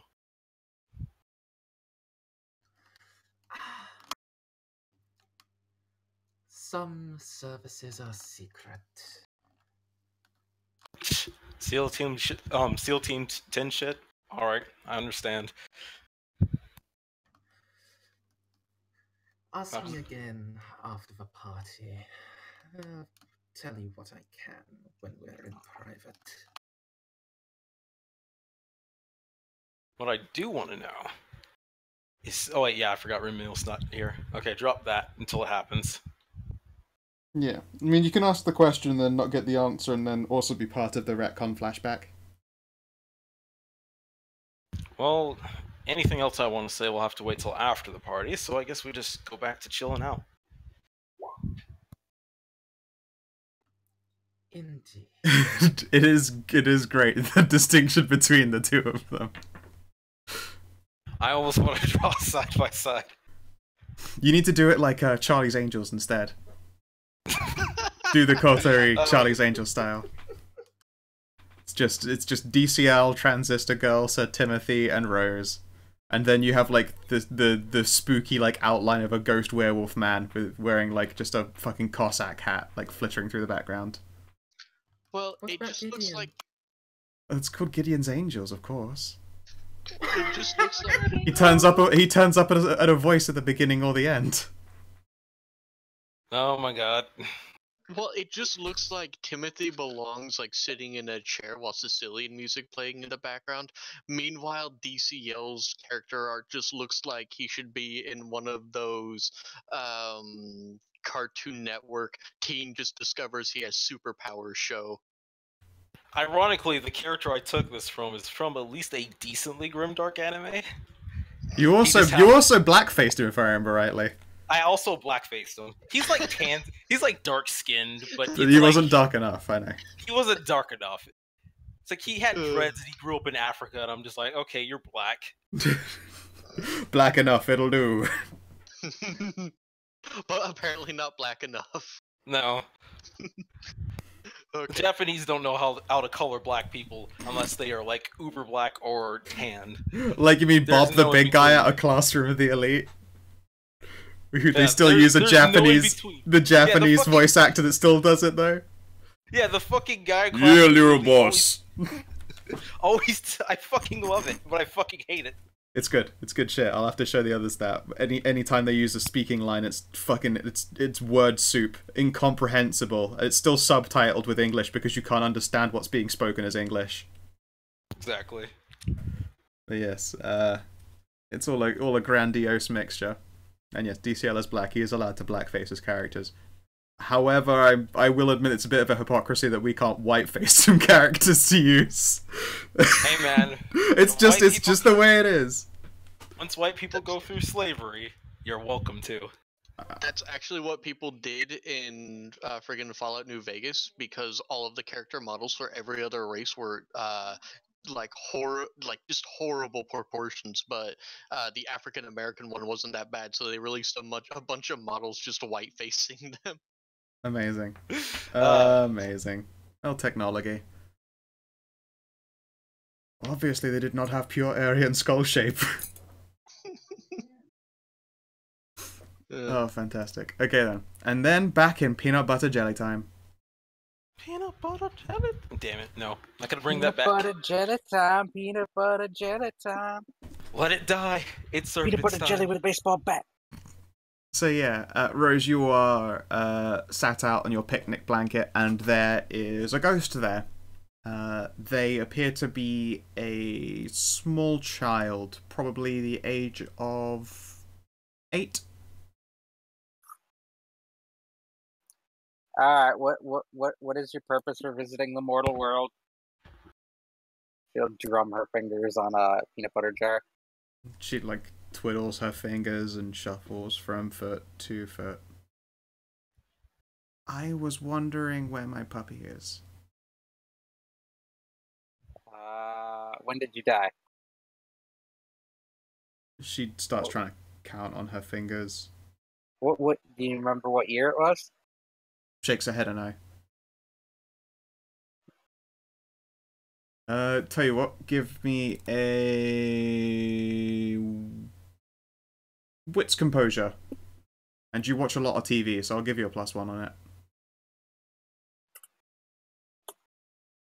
It's like, oh god damn it, the cute innocent silent child. The kid is wearing pajamas, and the character on it only came to like a cartoon show that has been on for like maybe a year or two at most. So probably recent.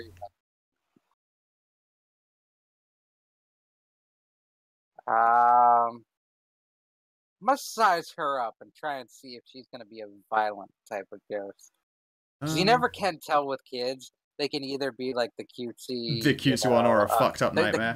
The Casper ghost or the fucking Satan incarnate ghost. Yeah. You've seen, likewise, you have seen enough television to also know that children make the scariest ghosts.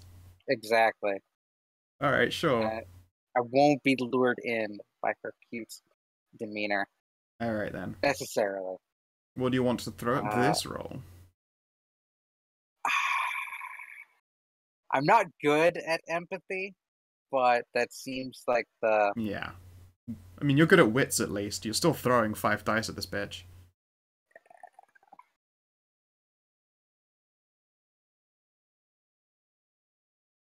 Yeah, okay then. There's like one telling thing about her. It's not that she seems dazed or like an idiot, but there's a very, really, really graphic head wound on her, but it is from the back. This child was like caught off guard, so at least whatever killed her probably wasn't related to her doing something, you know, nasty and evil, and is probably like not aware enough of being a ghost to be fucked up. Okay. Like, if this kid's got, like, you know, the Chelsea smile, then you know they probably went down in some pretty fucked up way, but this child looks like they got clocked on the back of the head, and that was that. Do you remember where you lived? Uh-huh. You think you could find your way there? Where's the bridge? And she'll, like, chew on her finger and look out past the graveyard. I will point her in the right direction and give her directions. Simple enough directions. Alright, she gives you a beaming smile and will, of course, go in for the hug. I'll hug her. Cool. As much as I can. Yep, you have to be careful not to get ghost brains on your hand. Be back by dawn. Okay. And then off she scampers.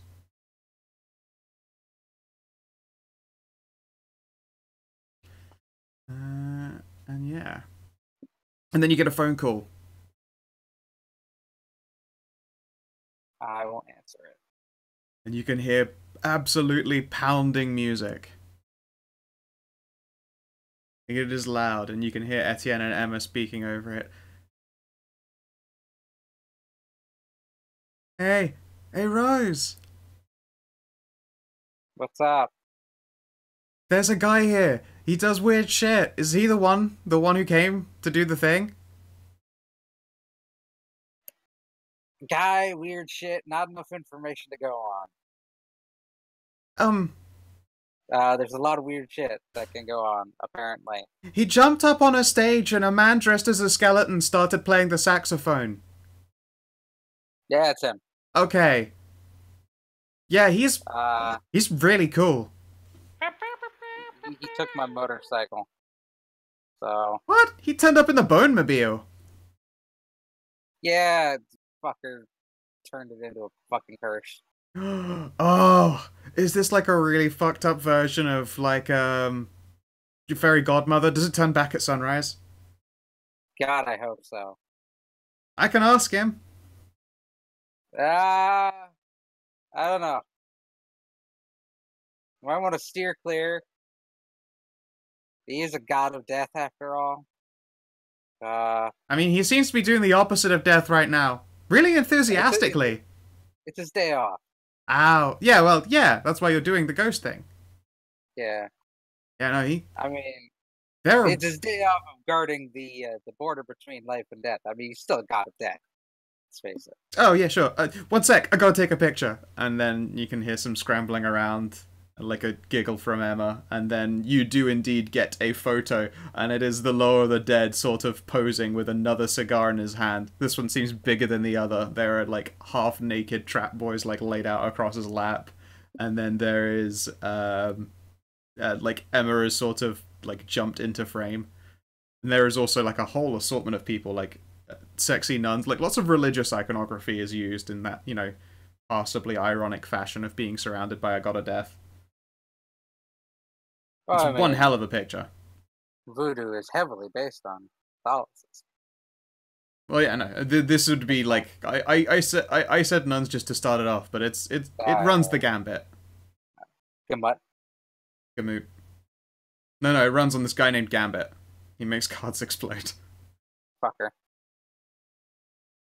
You can't trust him. He's Quebecian. I thought he was he's a New Orleans boy. Yeah, he's from Louisiana.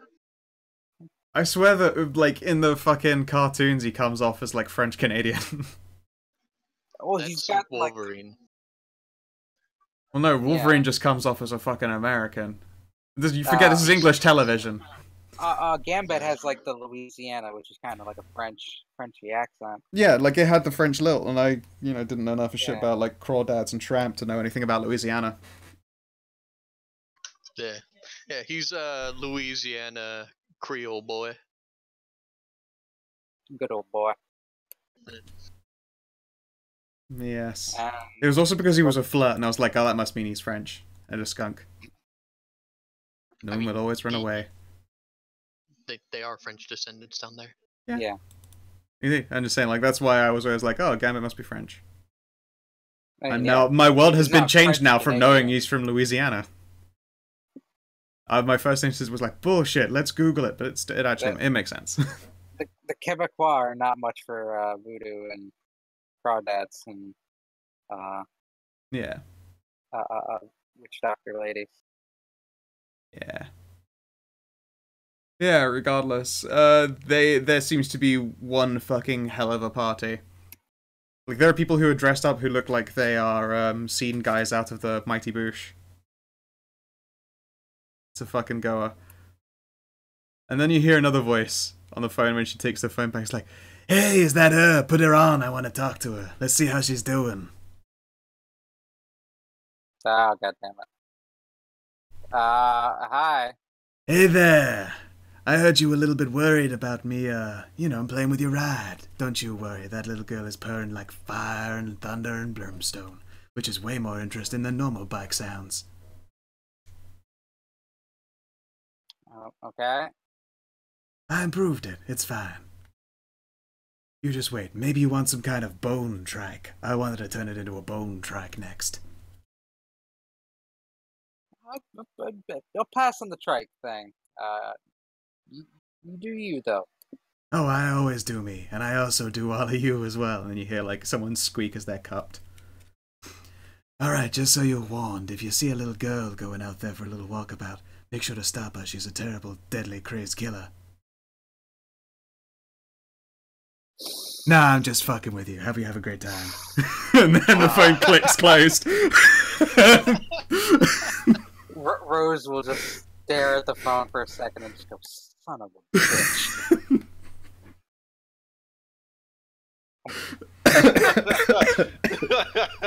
Half attempted to try and suck him into a peanut butter jar when he comes back. Holy shit, I can't imagine how badly that would go. Oh, no, I'll suck him into a full rum bottle. He'll enjoy that one. Just throw me back through the door, bitch. Just throw me back through the door.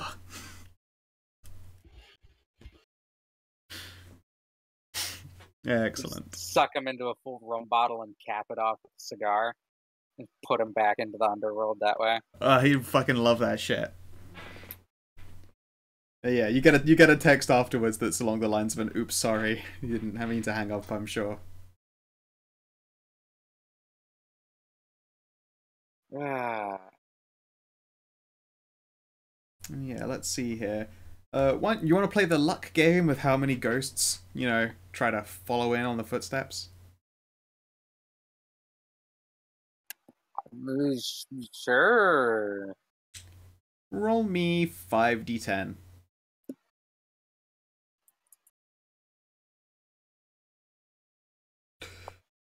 Okay. No successes. No successes. So a thing is going to happen. It's when midnight is approaching. You know, you can practically feel the New Year's count in the air. Fireworks are going off. Down in Vampire Town, where you guys have all got your raucous party, there's a pause. People are watching for the, the clock to strike. Everyone's counting in a number of different languages, but the same idea is passing along. And when the clock strikes 12, Rose, you feel something strange in the air. Like a tremor. A tremor that can't be seen. Like there's no physical wave of force, but your clothes lift up for a brief moment and there's a sour taste on your mouth. Oh boy. A hand grabs at the edge of the crypt. I will prepare a bottle of booze and a jar of peanut butter. Indeed. And then the hand, like, it looks like it's about to pull the figure forward and out of it, but then their nails, these ghostly nails, like, scrabble at the edge of it, and then they are yanked physically back and away. You swear you can hear a horrifying scream, and like where their nails were digging into the side of this crypt, like there's just an ectoplasmic trail. They were holding on so hard it destroyed their hand trying to stay there. Oh god. Tim, your baby's coming for you, Tim.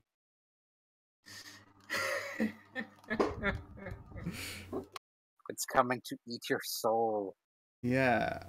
You hear a noise that you recognize. Thankfully, it's not of the same exceptionally deafening, blinding quality now that it has already coalesced. As another hand sticks its way out. You can see it's got this strange, shadowy wispiness to it. Oh, yep, I was right. Yeah. And that hand digs into the edge of the boundary, but you can already see, like, steam or smoke starting to light off of it. These things aren't meant to be able to leave the underworld. Like, that should be fucking impossible. That is literally impossible. They cannot leave. But this thing, you would swear it's just that it hasn't got that instinct. It hasn't got that knowledge. Because as it's clawing at the ground and trying to pull itself all the way out, like the limb that's doing this dragging, this limb made of multiple limbs, is already starting to fall apart. Hey, stay there. You stay in Thunderworld where you're supposed to be. Would you like to make a roll on giving this order? She's not terribly confident in it, but sure. What would that be? Shit, you know what? Can you make it an animal Ken roll? Presence and animal Ken? Yeah. Oh god. You try to down it like a doggo, and it is of low level intelligence.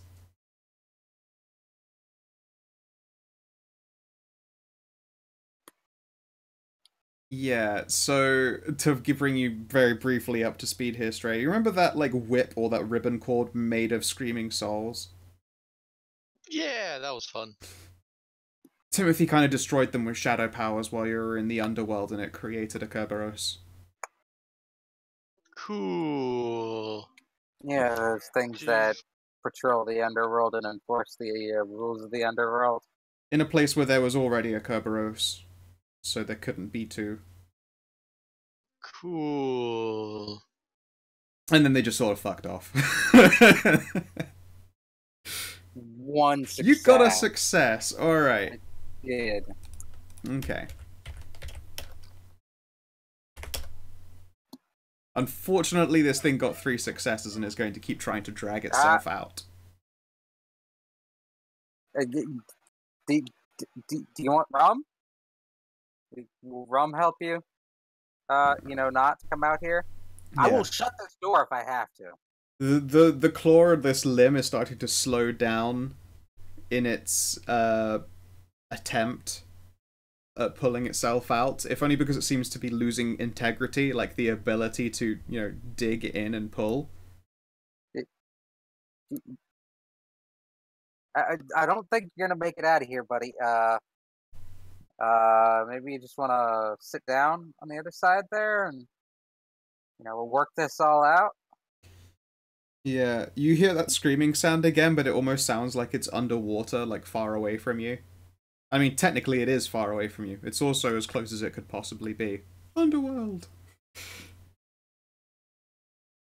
And then for a moment the limb goes still, and it's still rotting away. Look, she will put, like, the bottle of rum as close to the portal as she dares to get. So it's within reach, and be like, hey, you really don't want to be doing this, man. Okay, can you please give me a... Would you like to roll for, like, getting out of the way of something? Oh, God. Dexterity... Wits dexterity, maybe? I think it's going to take a physical skill, so it's probably along the lines of athletics, but you can combine that with dexterity or wits. Well, wits then, I guess. Yeah. Yes. That's the higher of the two. Wits, athletics. Do you have any specialties or merits related to getting the shit out of the way of a thing? You do! You're double jointed. Well, I don't think that counts. Well, it's the thing that's grabbing you. Okay. I guess. What does double jointed get? Let's see. Like, I've never looked into... Well, when grappled, subtract your dexterity from any rolls to overpower you. Excellent. Okay, so that's more going to be against my test. So, let's see here. You are weakened and breaking, but you are immeasurably powerful. How much gets subtracted? Sorry, is it dex? Dex. No. So it's only 5 dice. It doesn't even succeed at grabbing you. You don't have to make the roll. Okay, thank God. It tries. Oh. Like, its finger catches you, and, through your kinky limitedness, it doesn't manage to actually get a proper hold. It's a good thing I practiced getting out of all that bondage gear. This is true. You trained for this. I like how even in double jointed, it specifically says, escape from mundane bondage automatically. Nice. So even when I'm subbing with Etienne and Emma, I can just be like, yeah, I'm out of this. You just keep like some kind of sexual Houdini. Like, yeah, okay, safe word's not working. Fuck it, I'm out. The safe word is Houdini. Her safe word was goodbye. My favorite country and western song. Okay then.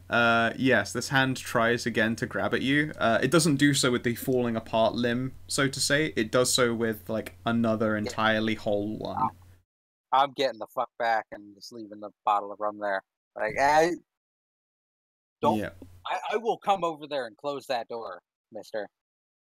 Yeah. I will turn this car around. Alright then. It seems the impulse for it trying to, effectively trying so hard to leave that it is destroying itself fails. It looks like it is intending to climb out. However, you're not exactly sure what kind of harm this thing could do. Indeed, it probably won't live for particularly long. Although live might not be the correct word, I suppose.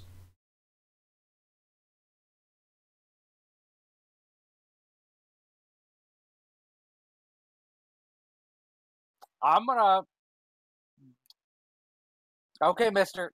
I'm gonna try and use skeleton key on the portal to close and lock it.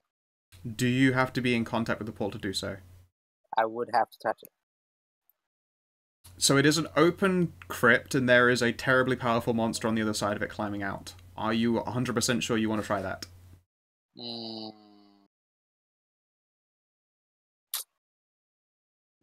Doing that. I mean, you could if you were, I don't know, athletic. I'm not. I'm dexterous. You are dexterous. Mm.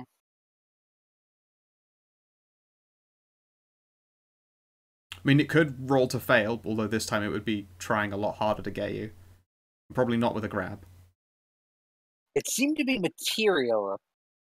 It's somewhat. it's material, but the parts of it that are crossing the threshold of this crypt are like breaking and sloughing off. Like there's a lot of ectoplasm on the floor now.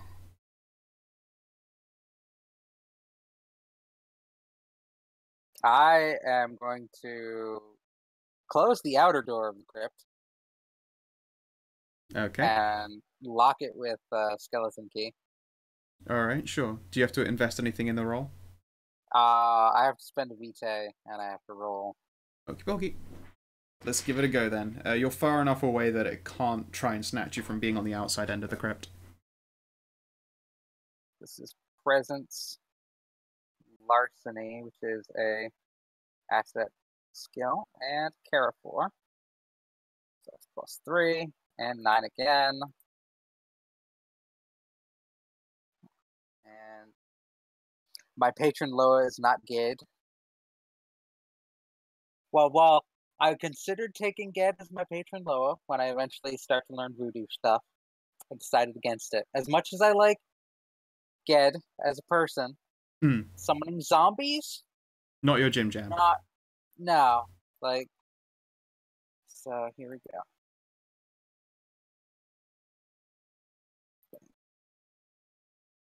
Okay. So like as long as you get one, it works on this door. There's no occult force keeping the outside crypt door from working that you have to contest with. Right. So it's either 1 success or 5 successes. Indeed. So it cannot be opened again unless it's destroyed or skeleton key is used on it. Excellent. Now, this won't affect ghosts because they can just pass through. But hopefully this guy's at least a little material. I mean, he was leaving, like, solids. He was leaving ectoplasm. Yeah. And then I'm gonna back away. Get, like, a peanut butter jar under each arm. And fumble around with the phone and call Etienne. Okay, cool. When you do so, like, there's like this soft, like, grinding, thumping noise as something is now pressing against the door, and you hear like the growling equivalent of that constant, endless shower of deadly screams. Like it's as though that's its only voice that it has to make noises with, but it's still providing variations with it. Lovely. Yeah, it's a pretty fucked up amalgamation of nightmares. And yes, Etienne picks up. Hey, Rose! Did something weird happen? Yes. The big monster coming through the gate. I don't know how. It's got big claws, and it's very physical, sort of, kind of, shadowy. I think it might be a Kerberos. I think it might be the one that accidentally got. Put the Loa guy on the phone, please. Big monster. Hey now. Hey, this is hardly gonna be a day off if I'm getting calls. You dig?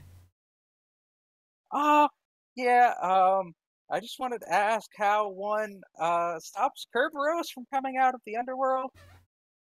Huh. Now is this Kerberos? Wait, no, Kerberos don't try and leave. Is this Jerry?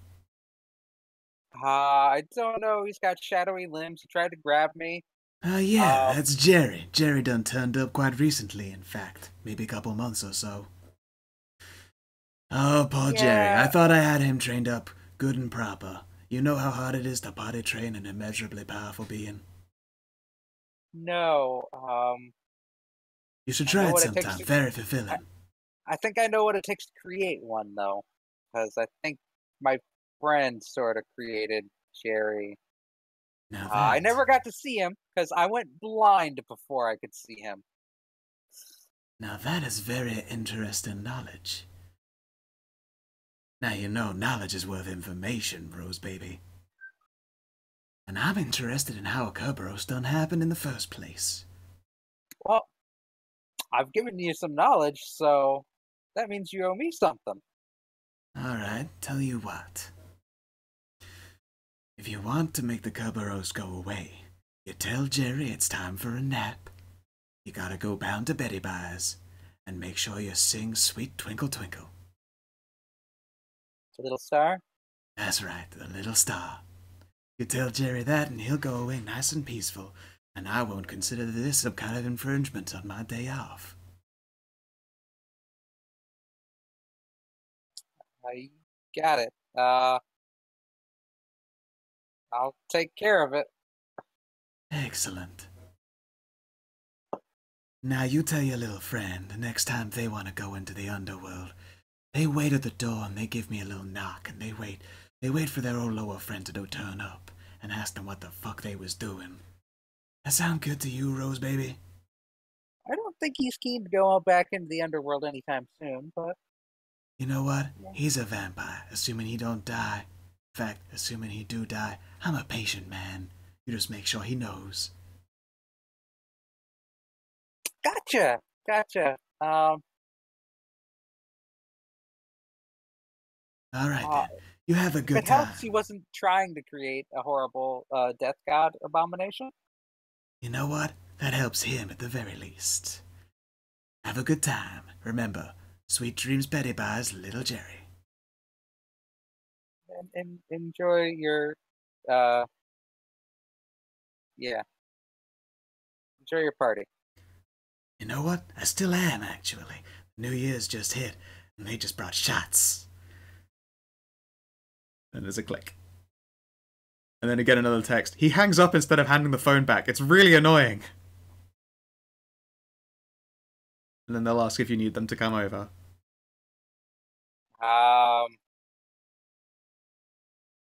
You know, just in case this doesn't work and the Loa is just pranking me, which could very well be, I will ask for at least a little bit of backup.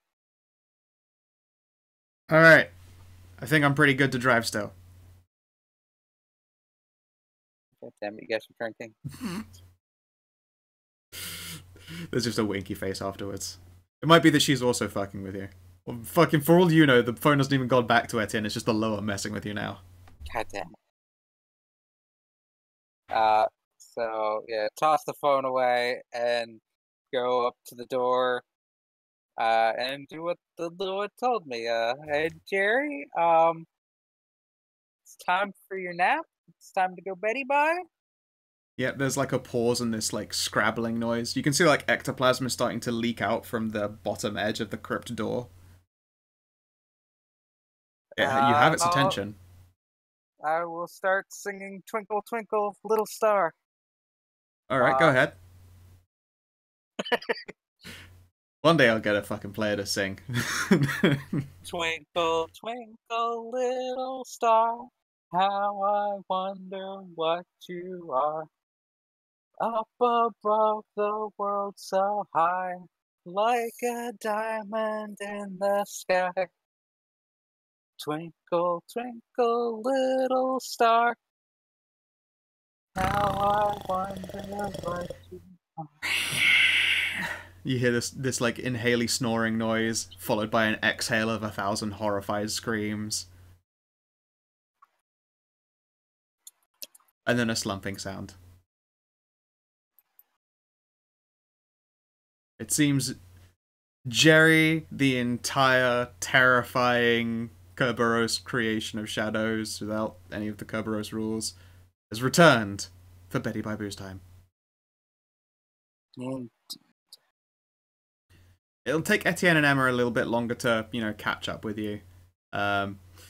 Etienne looks utterly embarrassed, and Emma is kind of trying really hard not to laugh or giggle because they appear to be riding on some kind of like silver bone made like trike thing, like the heavy metalist. Like it looks like it came out of like 80s heavy metal movie.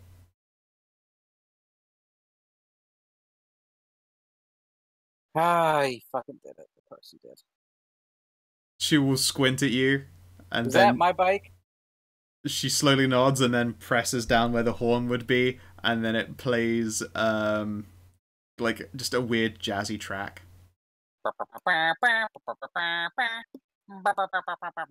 That's not jazzy. No. That's the classic. It is. It is. It's the classic show horn, but you know, Loa's got more class than that. And some fucking blues bars instead. Press down on the horn. It goes ring, ring, ring, ring, ring, ring. Phone call. Phone call. No, that's what the engine makes when it revs up. It goes shibba pop pop pop pop. Yeah, the fucking. In fact, the engine just scats. Like when it revs up, it sounds like the intro to Scatman.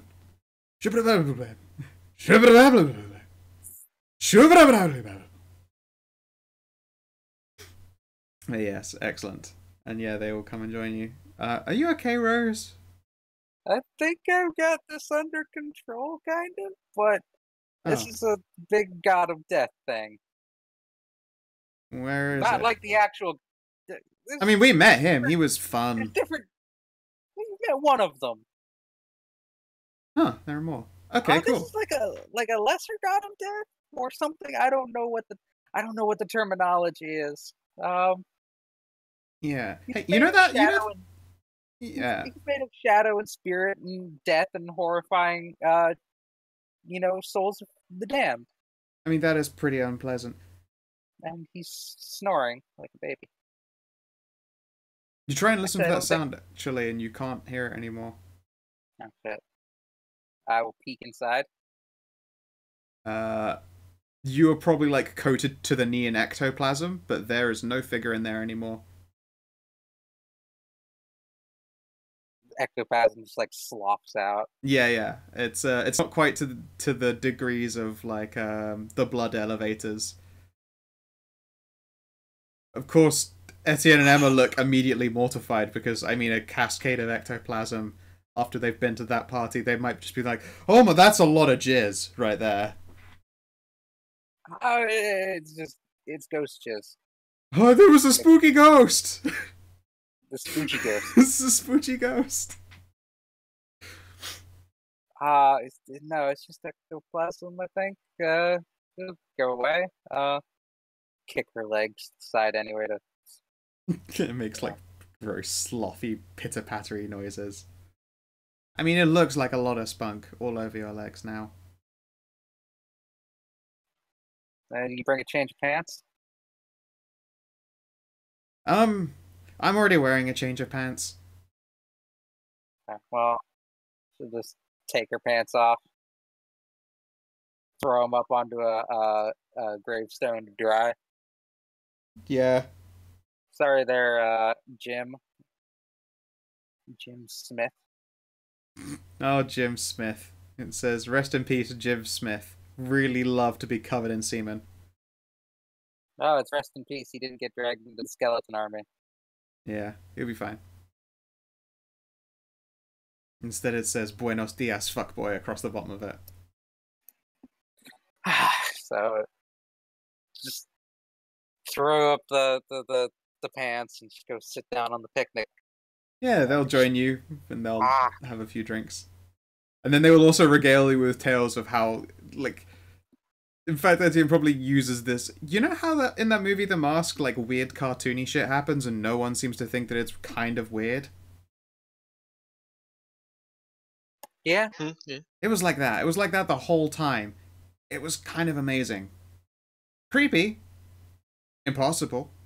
But kind of amazing. Maybe it was just illusion.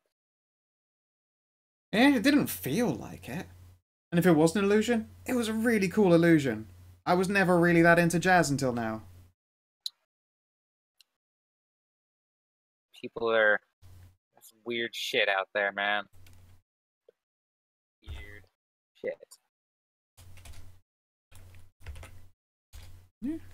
Not a jazz fan? Jazz is fine. Yeah, it's I just that. mean, this weird power magic. I don't fucking know, man. I mean, you did say lesser god. I think if I was some kind of god, I would probably like. I don't know. I think I would do crazy things. I mean, it would be a bit different. Turn the whole world into a sex little boudoir. Absolutely. High five. Yeah, high five. And Yeah. speaking of, I think this Kerberos thing kind of chased off all the ghosts looking to come out this way. You sure it I only? think I might, Yeah. You sure it only have a chased half her? hour free at least. Oh, only a half hour, and she'll place a hand on your I'd leg. say at least. Well, okay. I don't know. I just keep a peanut butter jar handy. I've had a lot of peanut butter recently. I don't know that I can stay wet and still look at one. We'll fix that. Wait, who's this talking now? Because Etienne can't stay wet. Correct, yes. Etienne is the one with Sapinish. Yeah, that must be Emma. Yeah. Surprised you haven't started to fetishize it instead. That would involve admitting that out loud. And yeah, you're pretty sure you can make at least a half hour happen. Yeah. I assume that since ghosts didn't immediately start flooding out again, that That is correct. Kerberos is kind of its mere presence. Snoring on the other side of the door to the underworld. I mean, that is kind of what a Kerberos has done for time immaterium. And yeah, I'll just strip off my clothing. You can try till the ghost voice. Like, the ghosts that were already there, though. Yeah. I mean, to be fair, they were less than usual when you started, brandishing peanut butter jars. They know better. Yeah, yeah. If any of them start to, creep on us, I'll, give them the old ghost eye and then glance at a peanut butter jar. Yeah. I mean, as cool as it would be to see, a threesome in a graveyard. I mean, if they just want to watch from afar, fuck it. Oh yeah, yeah. When you get up close and creep on us. No, when you have eyes in the bushes in the jungle and stuff, loads of yellow shining eyes. Mm-hmm. You're essentially trying to bang in the graveyard with ghost eyes peering out of the shadows. You're having a really weird New Year's. Yeah. Remind me. I'm gonna ask one of them. Or tell one of them. Remind me to ask that Loa guy if this counts as this year's vacation as well. Oh sure, I bet that'll go really well. Yeah, I mean it's technically both years, so. Huh. And yeah, is there anything then? Because indeed, with the Kerberos sleeping on the other side of the door to the underworld, you aren't going to get pestered by any more gods. Okay. Gods, ghosts. So he didn't retreat back into the underworld. No, he's snoring. But you'd have to cross the threshold of the underworld with your head to hear it now. And you would also hear it at full volume, which would, deafen you again, which wouldn't be a particularly good idea. Then, no, I'll just, kick back with Emma and Etienne, at least, to relax a little bit. Then, hold on. Of course, the rules. Is there anything that anyone else would like to try and accomplish before the new year is done? I'm already gonna force them. I'm good. Cool. Awesome. Timmy, DCL? I'm just chilling. Nope. Okay. Alright, welcome back. And yeah, eventually. It's probably an hour before sunrise is due to happen. So it's time for you to be getting going. The night is done. And there is like Alright. this like you hear like a hiccuping sound and like a breaking bottle before you're looking over your shoulder. There's no bottle there anymore, but the Baron is stood on the other threshold of the graveyard finishing off his cigar. I will get dressed. Please, I've been Like, seeing that stuff all day and night. It's, throw on a t-shirt. yeah. Looks like you had yourself some fun as well.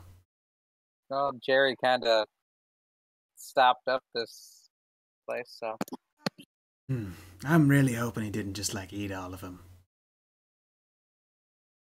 Ah well, that Jerry, always underfoot. Maybe by next year he'll be actually properly trained and won't go trying to do a little bit of an escape on me. it'd be good. Yeah, it'd be good. He almost got me. Oh, Just yeah, as that to was the a bit. job, I'm sure. Now look at you pointedly. You know the old peanut butter jar trick. And they all No. look over your companions who are in similar states of undress. Hey girls, I saw you at the party. It was a good old time. You know, the one who was dressed like a trappy little nun wanted me to give you her number. His number. Whatever it was, their number. Hey, my. And yeah, he like just pats himself down looking for it and then just starts pulling out like a handkerchief, and it's the typical comedy handkerchief that never ends, but there are like people's numbers on like every single one. Now let's see here. Here we go. And he'll hand that over to her. Oh, somebody's popular. I'll waggle my brow at her. Yeah, popular nothing. It's only a shame she didn't join us for body shots. I needed the moral support here. Ah, yeah, the moral support. He'll glance over the ghosts you've jarred. Oh, well, it was a really easy night for you, it would seem. I'll be taking those if you don't mind. Feel free. Feel free. He flips off his top hat, scoops the jars into it, and flips it back on again. Now, if you don't want to get yourself all crispy and stuff, I will be heading home now. You have yourself a good one. Question before you go. Yes. Does this count as this year's vacation as well? Ha! You know, I worried that might be the case, so I made sure to do a little double checking. And just so we're clear, we just went through the night of last year, so no, you're not in for any freebies. I mean, if you want to count it like that, then it does mean that your powers is revoked for the rest of the year because both of us overbound our contracts. I mean, you'd have both your eyes for the year, but don't be thinking you could be doing anything special.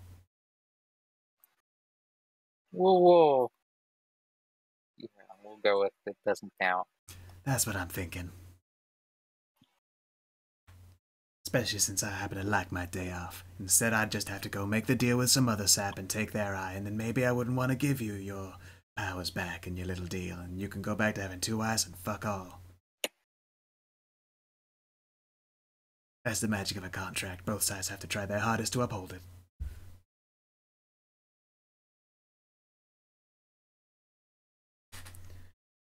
And then he'll look around, clap his hands. There's a crunching, horrifying crunching noise, and over your shoulder you can see your bike has been converted to its original bike lidum. I will breathe a sigh of relief. Alrighty. And then he will tip his hat again and head into the crypt. The doors close naturally on their own behind him. The ectoplasm fades away to nothing. And it is time for you to head back before the sun rises. Well, yeah, girls, ladies, I could use sleep. Same. I could use a proper drink too. I had to stay mostly sober the whole time. Terrible. Yes. Please have some cookies before tomorrow night. I'm gonna be thirsty. They will share a look and nod. Let's see here. When you settle back down onto your bike, there's still something, like an inkling that something is wrong, and maybe it's just an impulse, but you press down your little horn, and you hear jazz flute. Son of a bitch. It's okay. It's not like ever use the horn on a motorcycle. No, no one ever does that. You just go around whatever the fuck you want to go around on. And you just yell at people. Yeah. Hey, asshole. Oh no, you're not walking here. This isn't that kind of place. But yes, the party at Dante's Inferno comes to its close. You are able to return home before the sun rises and kills you. And likewise, the party, if we were to scroll back the clock, winds down a little bit before that, with 2 hours before sunlight, just because some people might have to travel a little bit further to get back to their various homesteads. There are like a lot of shit-faced vampires. Like shit-faced. Claire, you find that your foursome partners are both particularly attentive lovers. Cool. When you're like all heading out, the crone girl is like splayed out across the guy's shoulder.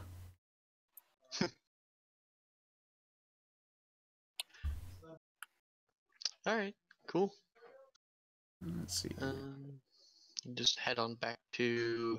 Oh, by this point, is Waifu Manor up yet? Is what? Sorry. Waifu Manor. Waifu Manor. Oh, yeah, she was having her place built. I think we did the roll and it was going to take till February.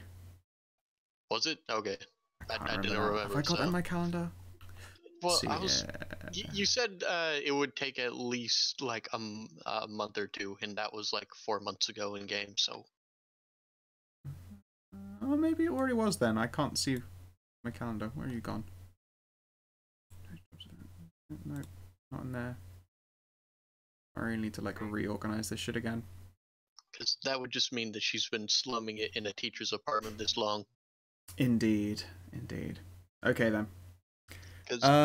Yes, it is. Waifu Manor is in full swing.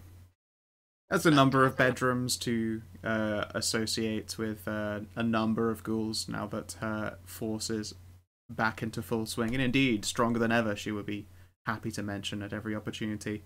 And she has ensured that you have a decent library to make use of whenever you wish. Okay. Well, I'm the plan was I'm just gonna move in with her now, so I'm just gonna put my apartment up for rent, no, for sale, anyways. Whatever. No, I didn't own that one. Just no, you were just renting it. You just closed your contract. Yep. Easy peasy. All right then. Now I confess. They probably kept security deposit too, the bastards. They always do. You know what? No, they don't. Not for a vampire. Fuck you up. Oh, I think we'll... Oh, look, there are some various charges. Then you lean into them and use Dominate. There aren't any charges. These aren't the charges you're looking for. In fact, you notice that you overcharged me a number of times on these bills. Here, these ones in particular. I'll take extra money back.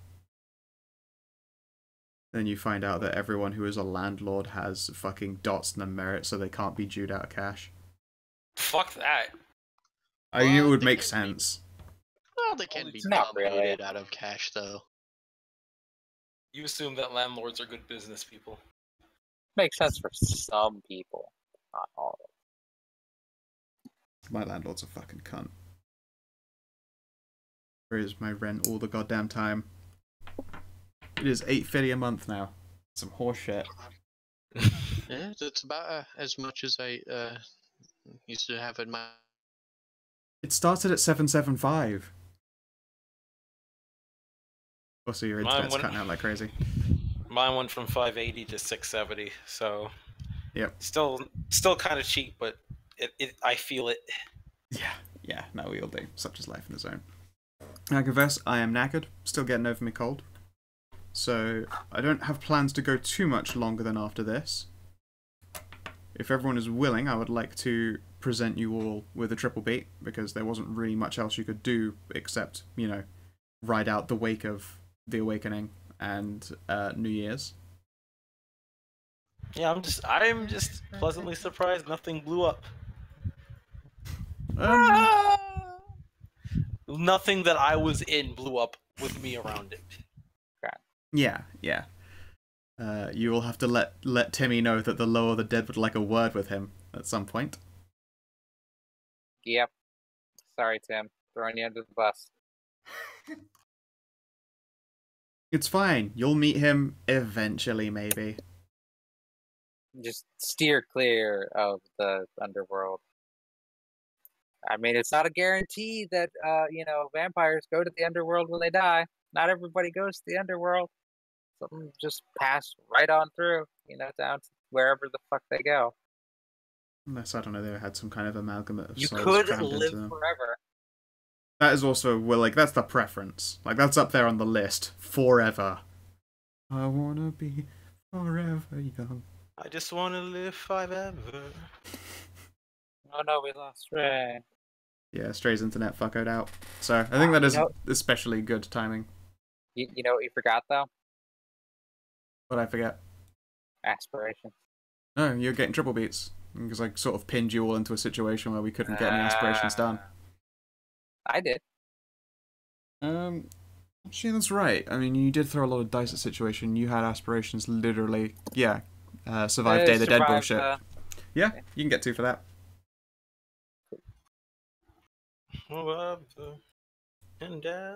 You already had that one preemptively in there. But I don't think anyone else had a position in place to score it up. Build up an independent financial base. That one was already scored last time, wasn't it, Maz? Mm-hmm. Cool. It's okay, they had stuff to do last session, and... Yeah. They had stuff to do last session, and, like, we didn't have Rem the entire time. I'll give him his 3. This character's already weak in the rest of y'all anyway. Well then, with that, thank you very much for playing, you guys. I hope you enjoyed yourselves regardless. And 2 end of session beats, right? Yeah, you got 2. You got 2 for your thing and 3 for the endo beats. Yeah. Okay. In a session where, like, I've neglected aspirations for obvious railroading reasons, I give out 3 instead. Well, thank you for running. It was a lot of fun.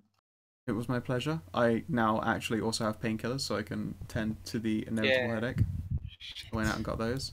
What's up, DCL? Oh, sorry. Not me. Something. Okay. Alright then. Alright. If you are watching in the stream, or you are watching in the VOD, I hope that you all have yourselves a lovely motherfucking good time. Please do take care. Watch out for vampires. Bye, stream. Bye, YouTube. Bye, stream. Bye.